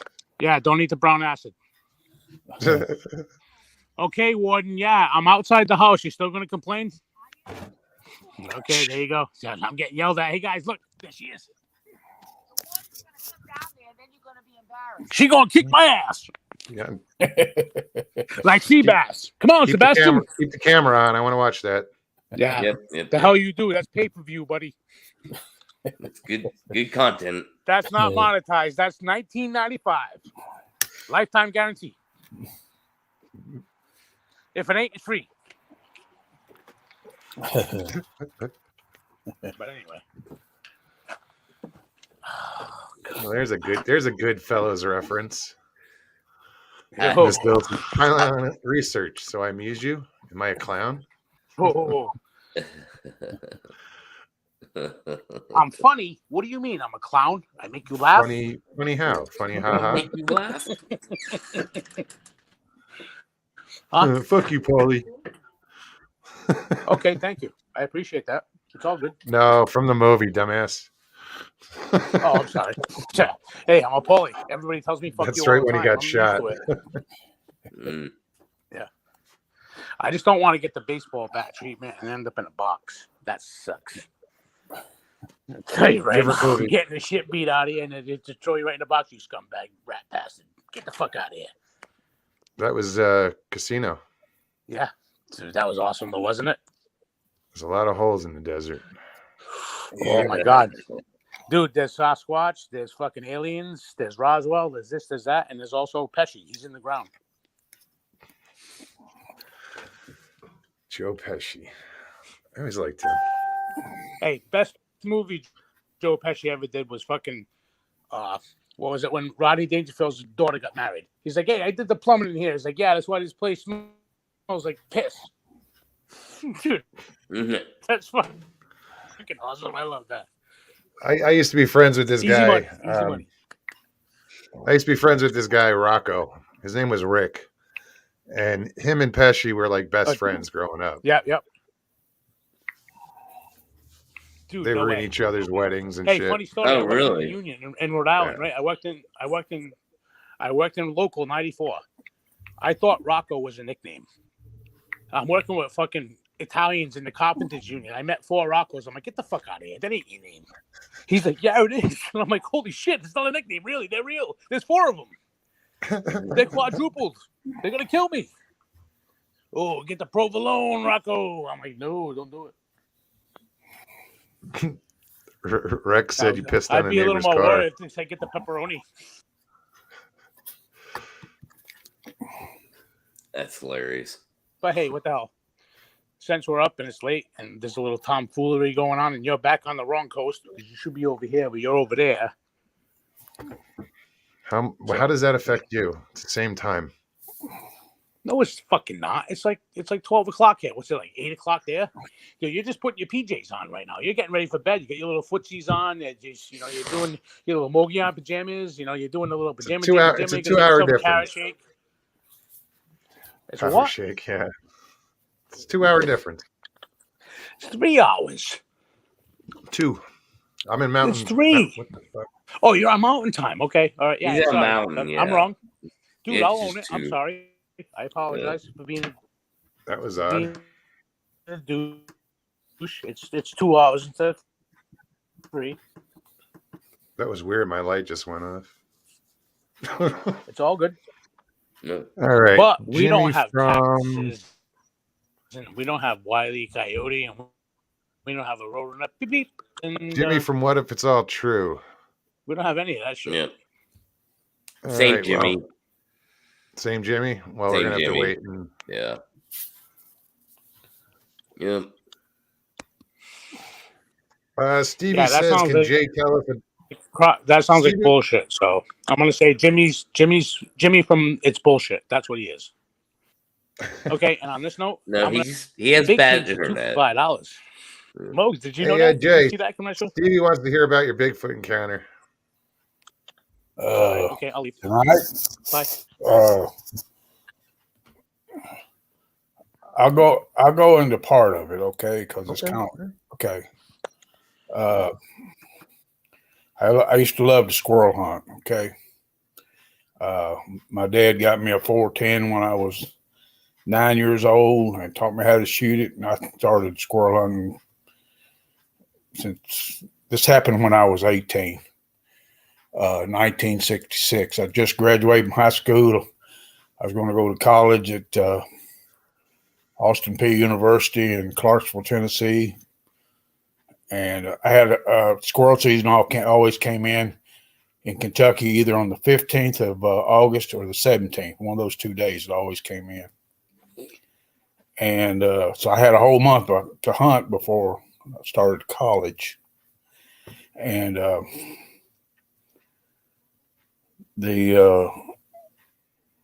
done graduated from that 410 to a Ruger 10-shot 22 rifle with a 10-power Leopold scope on it.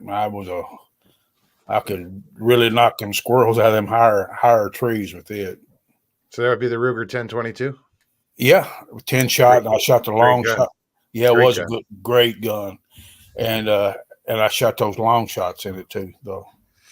And I tell you what, that damn 10-power Leopold scope Mogs, a squirrel looked like a goddamn groundhog. That's how big it is.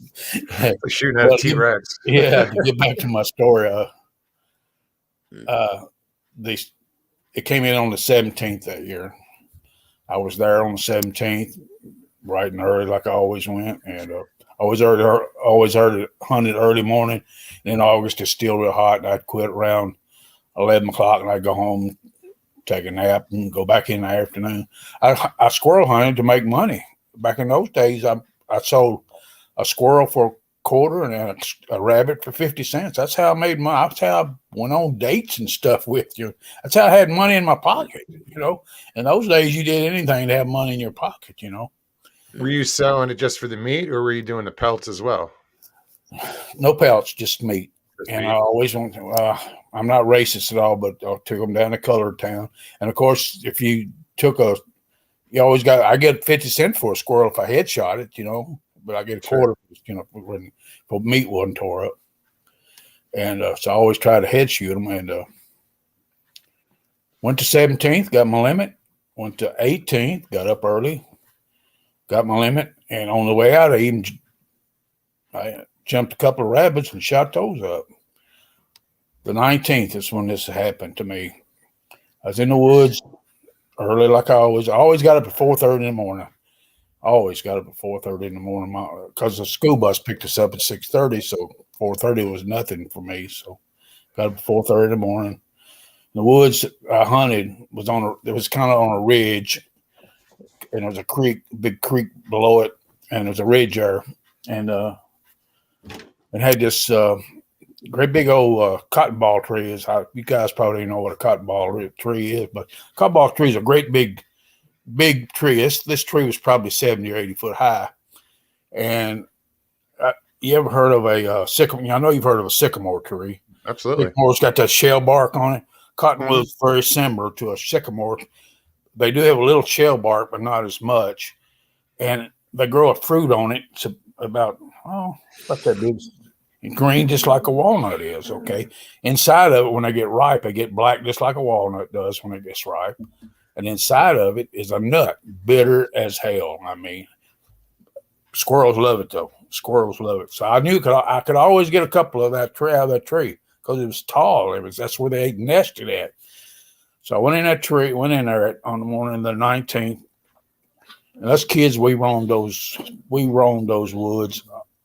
Since I'd lived there my whole life, I was in those woods since I can remember, And I had two brothers, and we was always in those woods. And the 19th, came around, got in the woods, and it was breaking day. I was sitting under that gumball tree, and it was about 12 to, I'd say 15 to 18 feet off the trail we rode our bikes through and just what kids do in the woods, you know. And there's a big old stump there that we sat on. They timbered that woods about probably 50 years before this. And there's a big old stump there. And I always sat there on that stump. And I was sitting there that morning. Day was just breaking. It was just breaking daylight, you know. You could see the horizon real good. And I've been sitting there probably 30 minutes. I tell you what, the squirrels had already started cutting and dropping cuttings on my head. Yeah, that's how, you know, they was in that tree. And all of a sudden I started hearing this noise in the distance of squealing. It was pig squealing.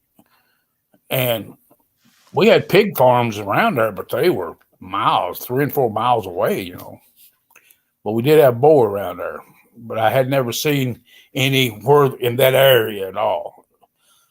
And about 10 minutes came by. It had got pretty light in 10 minutes. And all of a sudden, there was about 20 or 30 boars come flying by. I mean, all sizes, also little bitty, small baby ones, bigger ones, even a couple of big old ones that had the tusk on them, you know, male boars came flying by. And as they came, of course, I'm watching them. They're coming by just squealing and making 10,000 kinds of noise. And there's some saplings over here to the left of that tree. And something dark caught my eye through them saplings. Them saplings were 10 or 12 foot high, but bushy as hell. And something over here caught my eye. I got really good, even to this day, I got really good peripheral vision. And it caught my eye. And the tree's big. It's 4 or 5 foot around. It's huge. I mean, and all of a sudden in front of me, this creature came running past me, and it was huge. I mean, this thing was, I can't explain to you how big this thing was. It was God Almighty huge. I met Wes Unseld. I'll tell you how, you guys probably know, Wes Unseld played for the Washington Bullets. Long ago, he was 6'7", the biggest human being I've ever seen in my life. Size-wise, he was 6'7", but he was massive. I mean, I got a 65-inch screen TV right here, and I swear his shoulders looked like it was Wes Unseld's shoulders. That's how big he was. Not one of the nicest kids.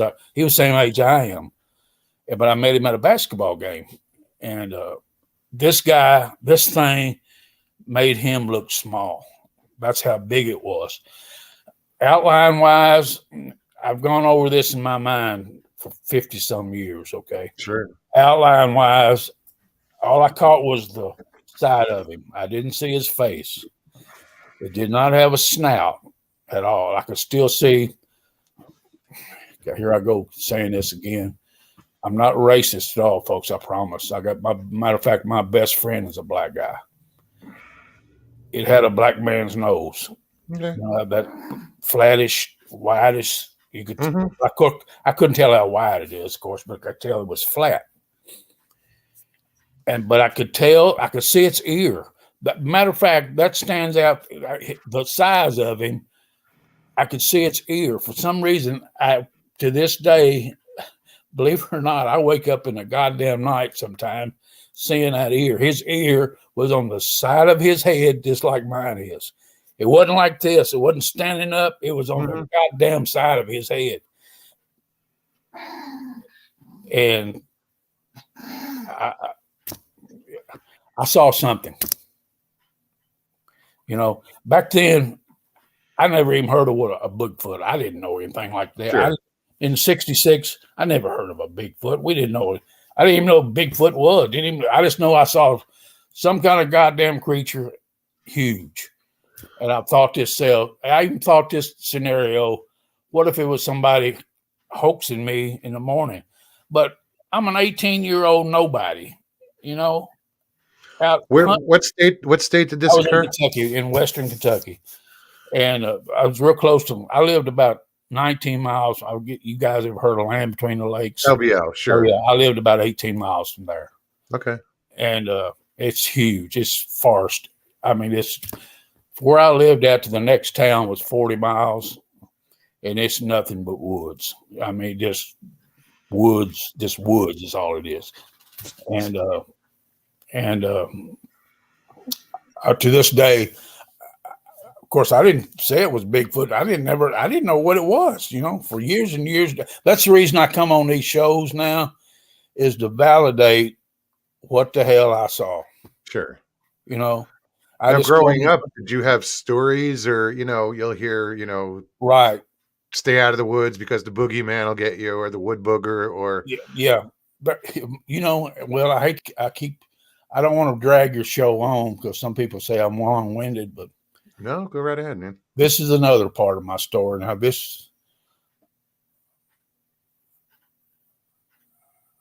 I left those woods. I was scared to death. What scared me, people say, "What wasn't you scared?" But at the time when you see something like that, I sat there and said, "What the fuck did I just see?" Sure. And what scared me was this. He was running the goddamn direction I had to go home. That's the way I came into the woods. But I knew if I went up to the fence line with a guy who owned that property at bean fields, a big, about 50-acre bean field. And at that time of year, the beans are brown. There's time for them to pick, And I had my brown hunting pants on, my brown squirrel vest on. I said, if I get down low and go along that fence row, I'll be all right. And there's another set of woods on the other side of those beans. And it just led me right to my home. My house was maybe, my home probably was, half a mile from there. When I walked in that door of my house,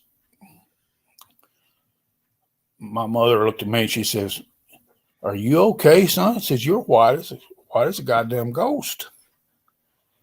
I said, "I don't want to talk about it, Mom. I just don't want to talk about it." I think I was in shock. If you know the goddamn truth, I think I was in shock. For an 18-year-old kid to see something like that, So 3 days went by, 2 or 3 days, I can't remember, went by. And still get up 4:30 every morning. And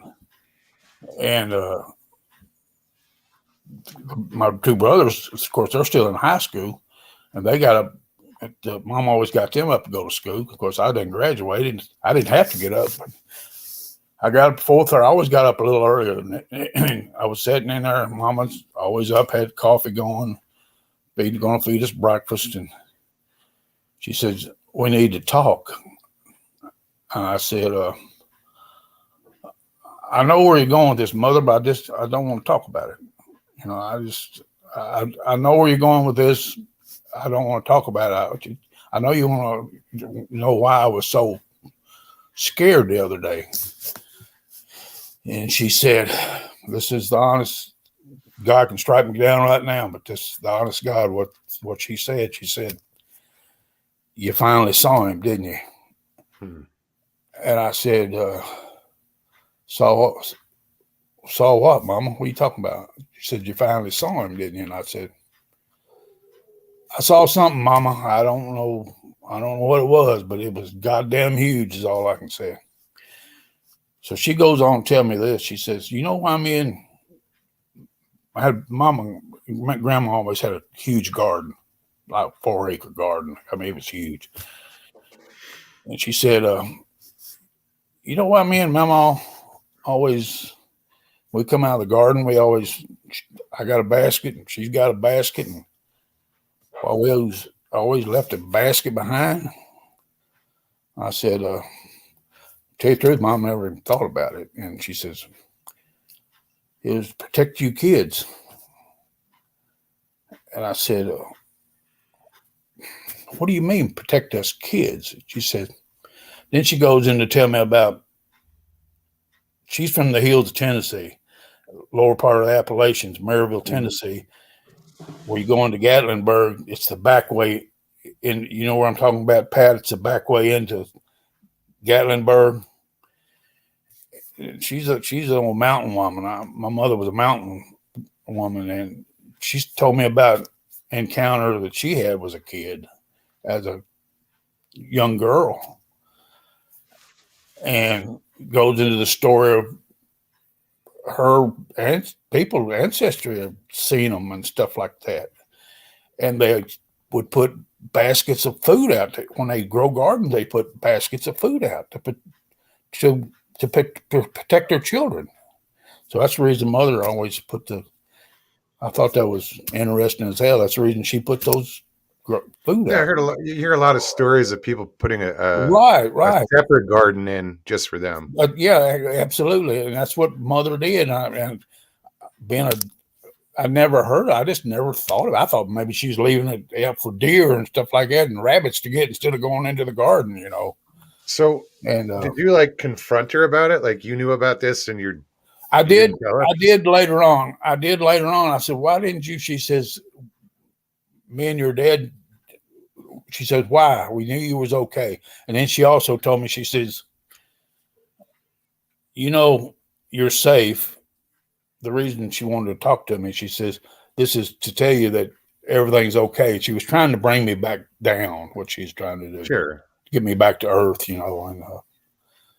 And she says, "You know, you're okay, because if one of these goddamn things wanted you or any of the other boys, there's nothing we could have done about it. Nothing anybody could have done about it, you know." So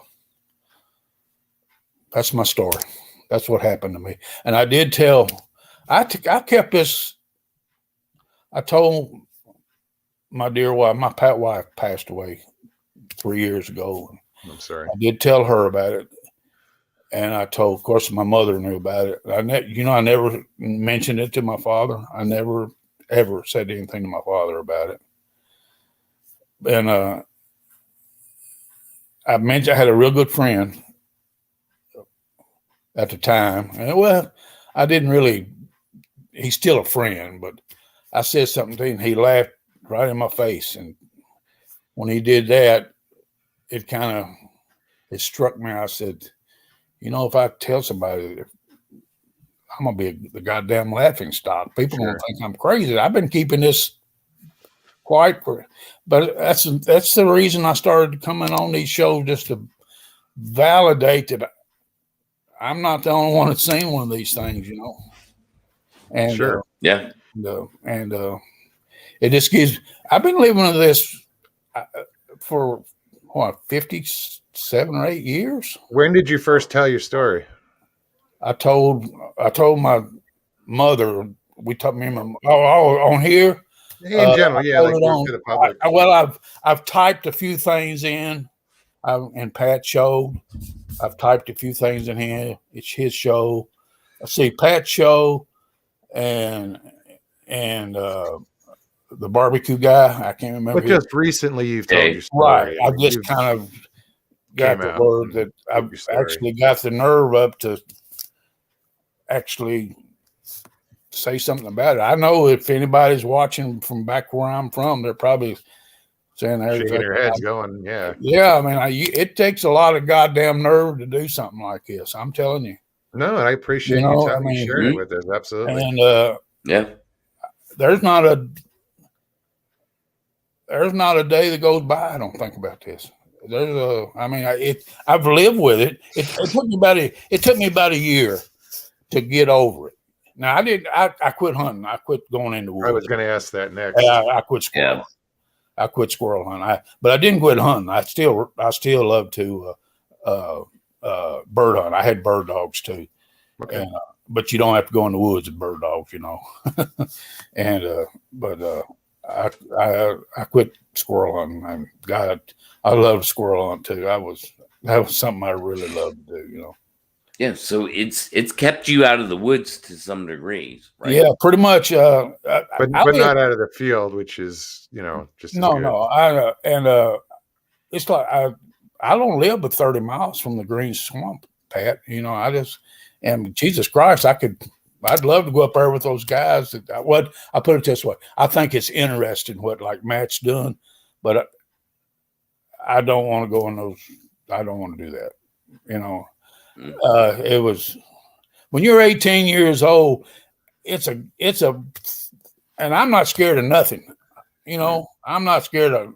I'm 73 years old, and I'm not scared of nothing. But goddamn, that scared me. I mean, that scared the holy shit out of me. Yeah. That's what most people say, Jay. Yeah. You're not alone there, bud. Yeah, I mean that's my story. That's my story, and I'm sticking to it. Okay. Yeah, you're not alone there, dude. Yeah. It's a good story, and like I said, thanks for sharing it. And yeah, you're not alone, man. You know, and you won't see one bad comment. Nobody's gonna say you're full of shit. Yep. You know, in chat, or you know, we're not gonna question it. Right. Well, I mean, you know what? I hate to cuss, but I really don't give a fuck. Yeah. You're at that age where I don't really. I could care less what anybody said about me. I give one flying fuck what anybody thinks or says. You know. Miss Dill says, Jay Fritz, we are not laughing. Thanks for telling us your experience. Okay, thank you. I mean, you know. Okay. Hey, Bat Mom, how are you? You're in a safe place, Jay. Thank you. That's the reason I come to the. I hate to keep repeating myself, but that's just to validate that there's other people in this world that go through this. Okay. I'm glad. A lot more than people think. Well, I'm glad that we could be here for you. You know, as a community, not just my channel, but any channel that you know helps you out.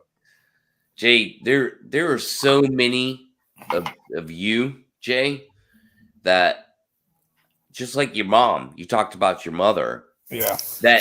That live in rural areas right now. Yeah. And it's just like it's live and let live. It's right.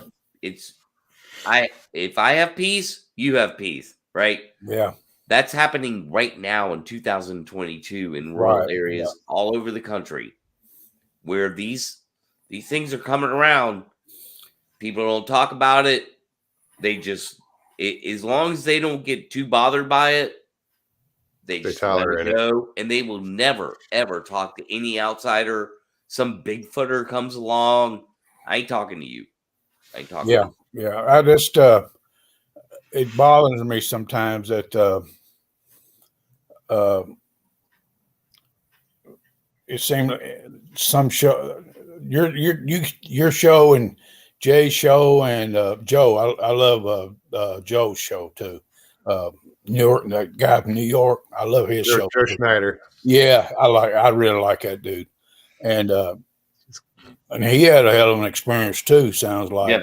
Mm-hmm. Yeah, but I've gone on some of these other shows, and it's like I wouldn't show my face in one of them guys' room. They just like they want to put us older fellas down, like just because we don't have anything new to add, but we do have something new to add because by God, it happened. And if it wasn't for a lot of us telling our story, these young guys wouldn't be out there. And that's who we need. If we're ever going to find one of these things, it's going to have to be these younger guys. And the technology is coming, you know, that we will. One of these things is going to show up one of these days. I guarantee it's going to happen, you know. It's somebody's going to be out there with the right equipment at the right time. And it was just like my thing was it was just coincidental that day, you know. And most of them are. Yeah.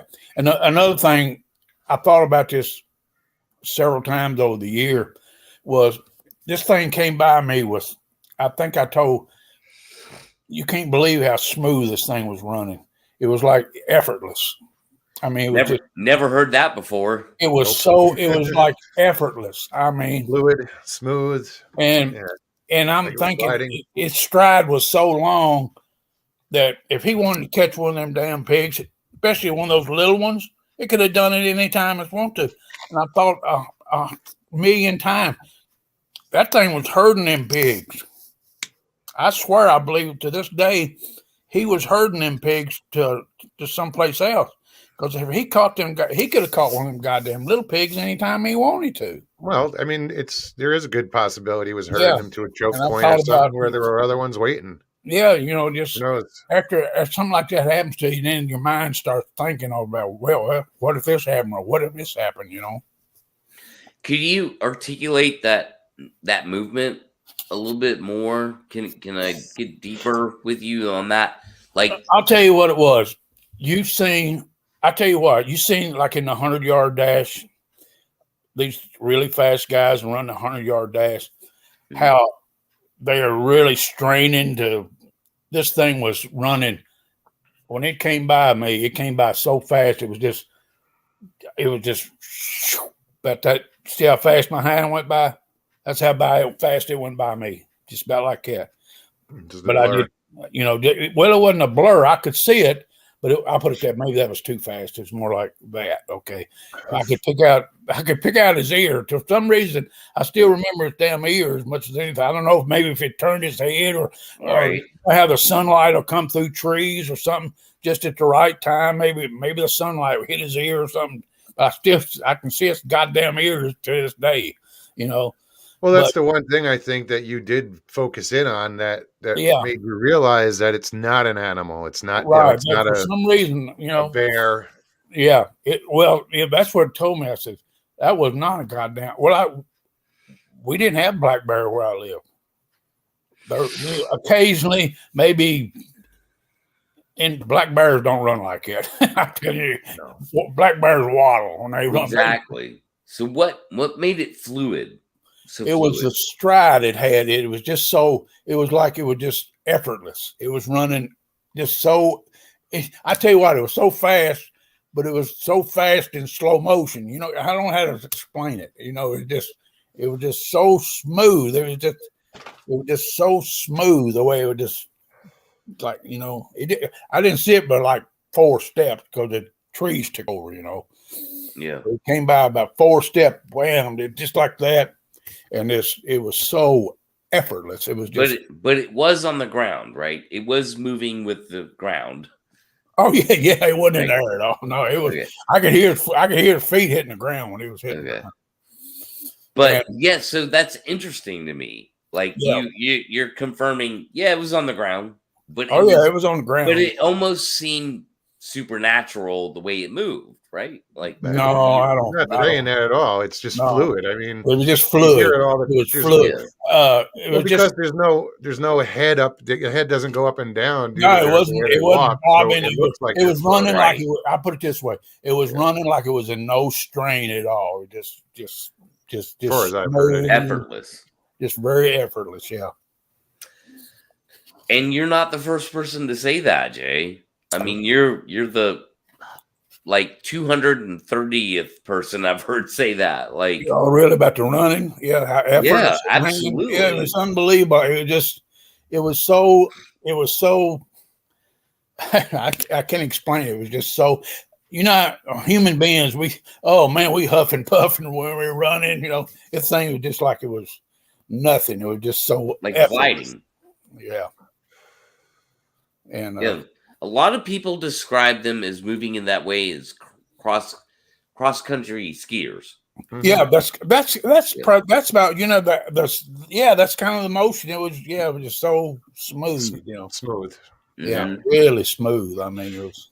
Yeah, I'll never forget it. I mean, I'll go to my grave. I'll go to my grave saying that thing. You know. I believe you, Jay. Yeah, 100%. Well, I've always believed you in chat. You say in chat, like I saw one 50 whatever years ago, and I can't forget it. I think one time you typed. I think one time when I typed 1967, but it was 66 this year. I graduated from high school. I think I probably just hit a 7 instead of 6. These old fat fingers hit the wrong numbers every once in a while, you know. Oh, it's all right. I'm not going to start a major investigation on you, bro. No. You don't have to worry about that. Yeah. Okay. Yeah. Somebody else might, not us. Oh, okay. Yeah. I don't give a shit. I don't give a crap. You know, I could care less what anybody thinks. You know. I believe you, man. Yeah. Like, I mean, I believe you could care less what anybody Right. thinks. All I And- know is, to this day, I saw something. It was ungodly huge. Now I know it was taller than West Unsale. Now West Unsale was 6'7". This thing was, I'm not saying it was 9 foot tall, but it was at least, if not taller than that. I'll put it that way. Sure. You know, and it was, oh my God, its body was so big. And I tell you what I thought about that. There ain't nobody got there in a goddamn monkey suit at 5:30 in the friggin' morning, you know? Of course not. You can't stage something like that. Where's you going to get a bunch of goddamn wild pigs to chase, you know? You can't stage something like that, you know? That's the thing. That's actually more absurd than Yeah. the idea of a Sasquatch. Yeah, I know. Yeah. You can't stage something like that, you know? Yeah. I agree. Yeah. Besides, I'm an 18-year-old nobody out there hunting for a goddamn 25-cent squirrel, you know? Right. Yeah. Who are they even trying to set up? Right? Yeah. I agree. That's my story. Okay. Well, it's a fascinating story, and thank you It's so much for sharing that. Well, I don't mean thank you, but that's it. No, man. Hey, if it helps you, it does. You know what? After all these years, it's kind of like it was a relief. It's finally a relief to be able to talk about it. If you want to know the truth. Well, I'm hoping that somebody in chat sees this or watches this. I think Jay Birch, is that his name? Jay Birch. Jay, yeah. Mm-hmm. I think when he got on there and started telling his story, I could see how hard a time he was having. Right. Talking about it. Yeah. Mm-hmm. And then I could see him starting to get. Oh shit! I ain't got my 1% on my thing. I'm fixing to lose. That's all right. That's all right. If you lose it, I don't have 1%. No, we're going to end this. But what I'm saying is, when he started, I could see him starting to get better. You know, and I said, "Well, by God, if talking about it helped him get better, maybe I ought to talk about it." You know, absolutely. That's actually when I started talking about it. Okay. Well, I'm glad you did. I'm glad you came on Mog's show tonight and talked about it. Like, yeah, absolutely. Well, I wasn't gonna say anything about it until somebody. If Moggs hadn't asked me to, I wouldn't. You know what? Tell your story. Wherever you go, tell your story. Yeah, it's a great story. Yeah. And I did tell a guy down here in Florida though. I fish out of a kayak, and I got a friend I've made, and I sat and told him about it. I forgot about this. I did tell a guy in Florida that we became buddies. We fish out of a kayak together, and we've become. Thank you. We've become pretty good friends, and I did tell him about it. You know, he believed me right off the bat. Right? I mean, he says you can't make a story up like that. I said, you can't. You just can't make a story up like this, you know. And that made me feel good, you know. Yeah. Yeah. It should. Yeah. It's like, hey, man, these things are out here. You need. Yeah, let me tell you, people. Yeah. And some of these people talk about it. I don't think you want to mess with one of these things. We didn't get hurt or anything, but I just don't believe you. I mean, I don't believe you want to mess with these dudes. I agree. Well, probably not in general, but you also had a situation where you were kind of protected, you know. Yeah, I thought from your mom. Here, these guys talking about, well, I got a gun. Here I'm sitting with a goddamn little 22 pop shooter. 22. What am I going to? All I would have done would be piss him off, you know. Mosquito bite. Yeah, I agree. Brush it off. You might as well be trying to take down an elephant. Yeah, what it sounds like. Yeah. With a pea shooter. Yeah. Okay, guys, I'm gonna get off here because I'm about to. Jay, thank you so much for sharing your story. That was really thanks, awesome. Jay. It was good to finally hear your story, bud. If you don't mind, I'll come back in. Anytime I can see you was kind of struggling to get by on. I said, I'll get on. One other thing, if you lose me, though, is talking about I was a railroad engineer for 40 years. I ran trains. And they tried to what was that thing? That big word y'all was using, taking people off of trucks? What's that big word y'all was using? Where we didn't have it. You don't have a truck driver. What's that called? Autonomous. They tried to do that with trains, believe it or not. Mm-hmm. This is the honest God truth.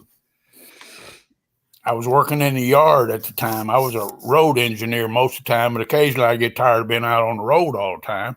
And I'd go in the yard for about a month or so, and then I'd go back out on the road just to be with my family and stuff like that. I'd go. I think we just lost him. And we lost him. Phone just died. To be continued. Train yards. He was a conductor. No. Now there's a reason to have him back. We got to hear the rest of the story. Absolutely. But yeah, his phone just died. That was cool. That was, I've seen Jay in chat, on my show a lot, and obviously I knew something about he had that encounter, so that was really cool for him to tell that encounter. Stevie, thank you so much for asking. Yeah. I should have asked, and then I saw Stevie say that. I was like, yeah, really? He's here. Ask. and that's what we got. And man, that's typical stuff. I mean, you and I both know Moggs. That's like, I hear it all the time. Yeah, but it's good that other people can relate. He can relate to other people, and he held that for a long time, man. Where he didn't talk about it. It's so simple, you can't make that up. But that's the thing. It was simple. It was a straight up experience where I didn't doubt it. Yeah, it didn't have purple wings. It didn't, you know what I mean? It's like he saw what he saw, and it's powerful stuff, dude, that just like drives the engine of what the hell is going on out there, like people like Jay. And man, you and I both know there's thousands, tens of thousands of Jays out there, that just take it to their grave, won't talk about it, and some of them, yeah. But the ones I'm glad that there are people that are able to get it off their chest and are finding channels like this and your channel and just the community where they're like, oh wait, people are actually having these experiences. That's great for them. Yeah, and it could be talked about in a fair way, and yeah, I'm glad Jay told his story tonight. Like, that's freaking awesome. Like, that means the world to me, man. And I'm not an encounter show. You're not really either. Obviously you do you. It could be a lot. No, but that's why I started this channel, was to have people come on from chat that had experiences. It's like, why the fascination? Why the fuck are you guys here every night? Right. In this community, in paranormal, UFOs, Bigfoot, the fringe community. What's your fascination? Why? What what's your story? So that's what I wanted to find out. And that's why I started it. It's more like a hangout now, but right, yeah. I want to hear those stories. Yeah. Well, okay. Fair enough. That's really cool, man. I'm glad that happened tonight. Yeah, no, I'm thrilled. That was awesome. Yeah. Well, on that note, I am going to wrap this up. All right, bub. Thanks a lot for coming on. All right. Talk to you later, bro. All right. Take care, man. All right, see you. Good night. Oh, guys, I thought that was a really good, turned into a really good night. I really enjoyed Jay's story, and thank you so much for coming on. Pat, everybody that came on tonight, thank you. Jimmy, sorry it didn't work out. Maybe next time. So if you guys enjoyed tonight's show, please hit that like button below. If you're new to the show and you enjoyed it, subscribe. Hit that notification button so you get notified every time we come on. What else? Oh, if you guys want to donate to the channel, you can find the PayPal link in the description below, or on my channel. You'll see it in the about, and also in the banner above on the channel in the lower right hand corner. Everything helps. Just paid for StreamYard today. So yeah, guys, I will see you in 2 days, Thursday. Think about it now. Anybody has something they want to talk about? You got a story you want to tell? This is the place to do it.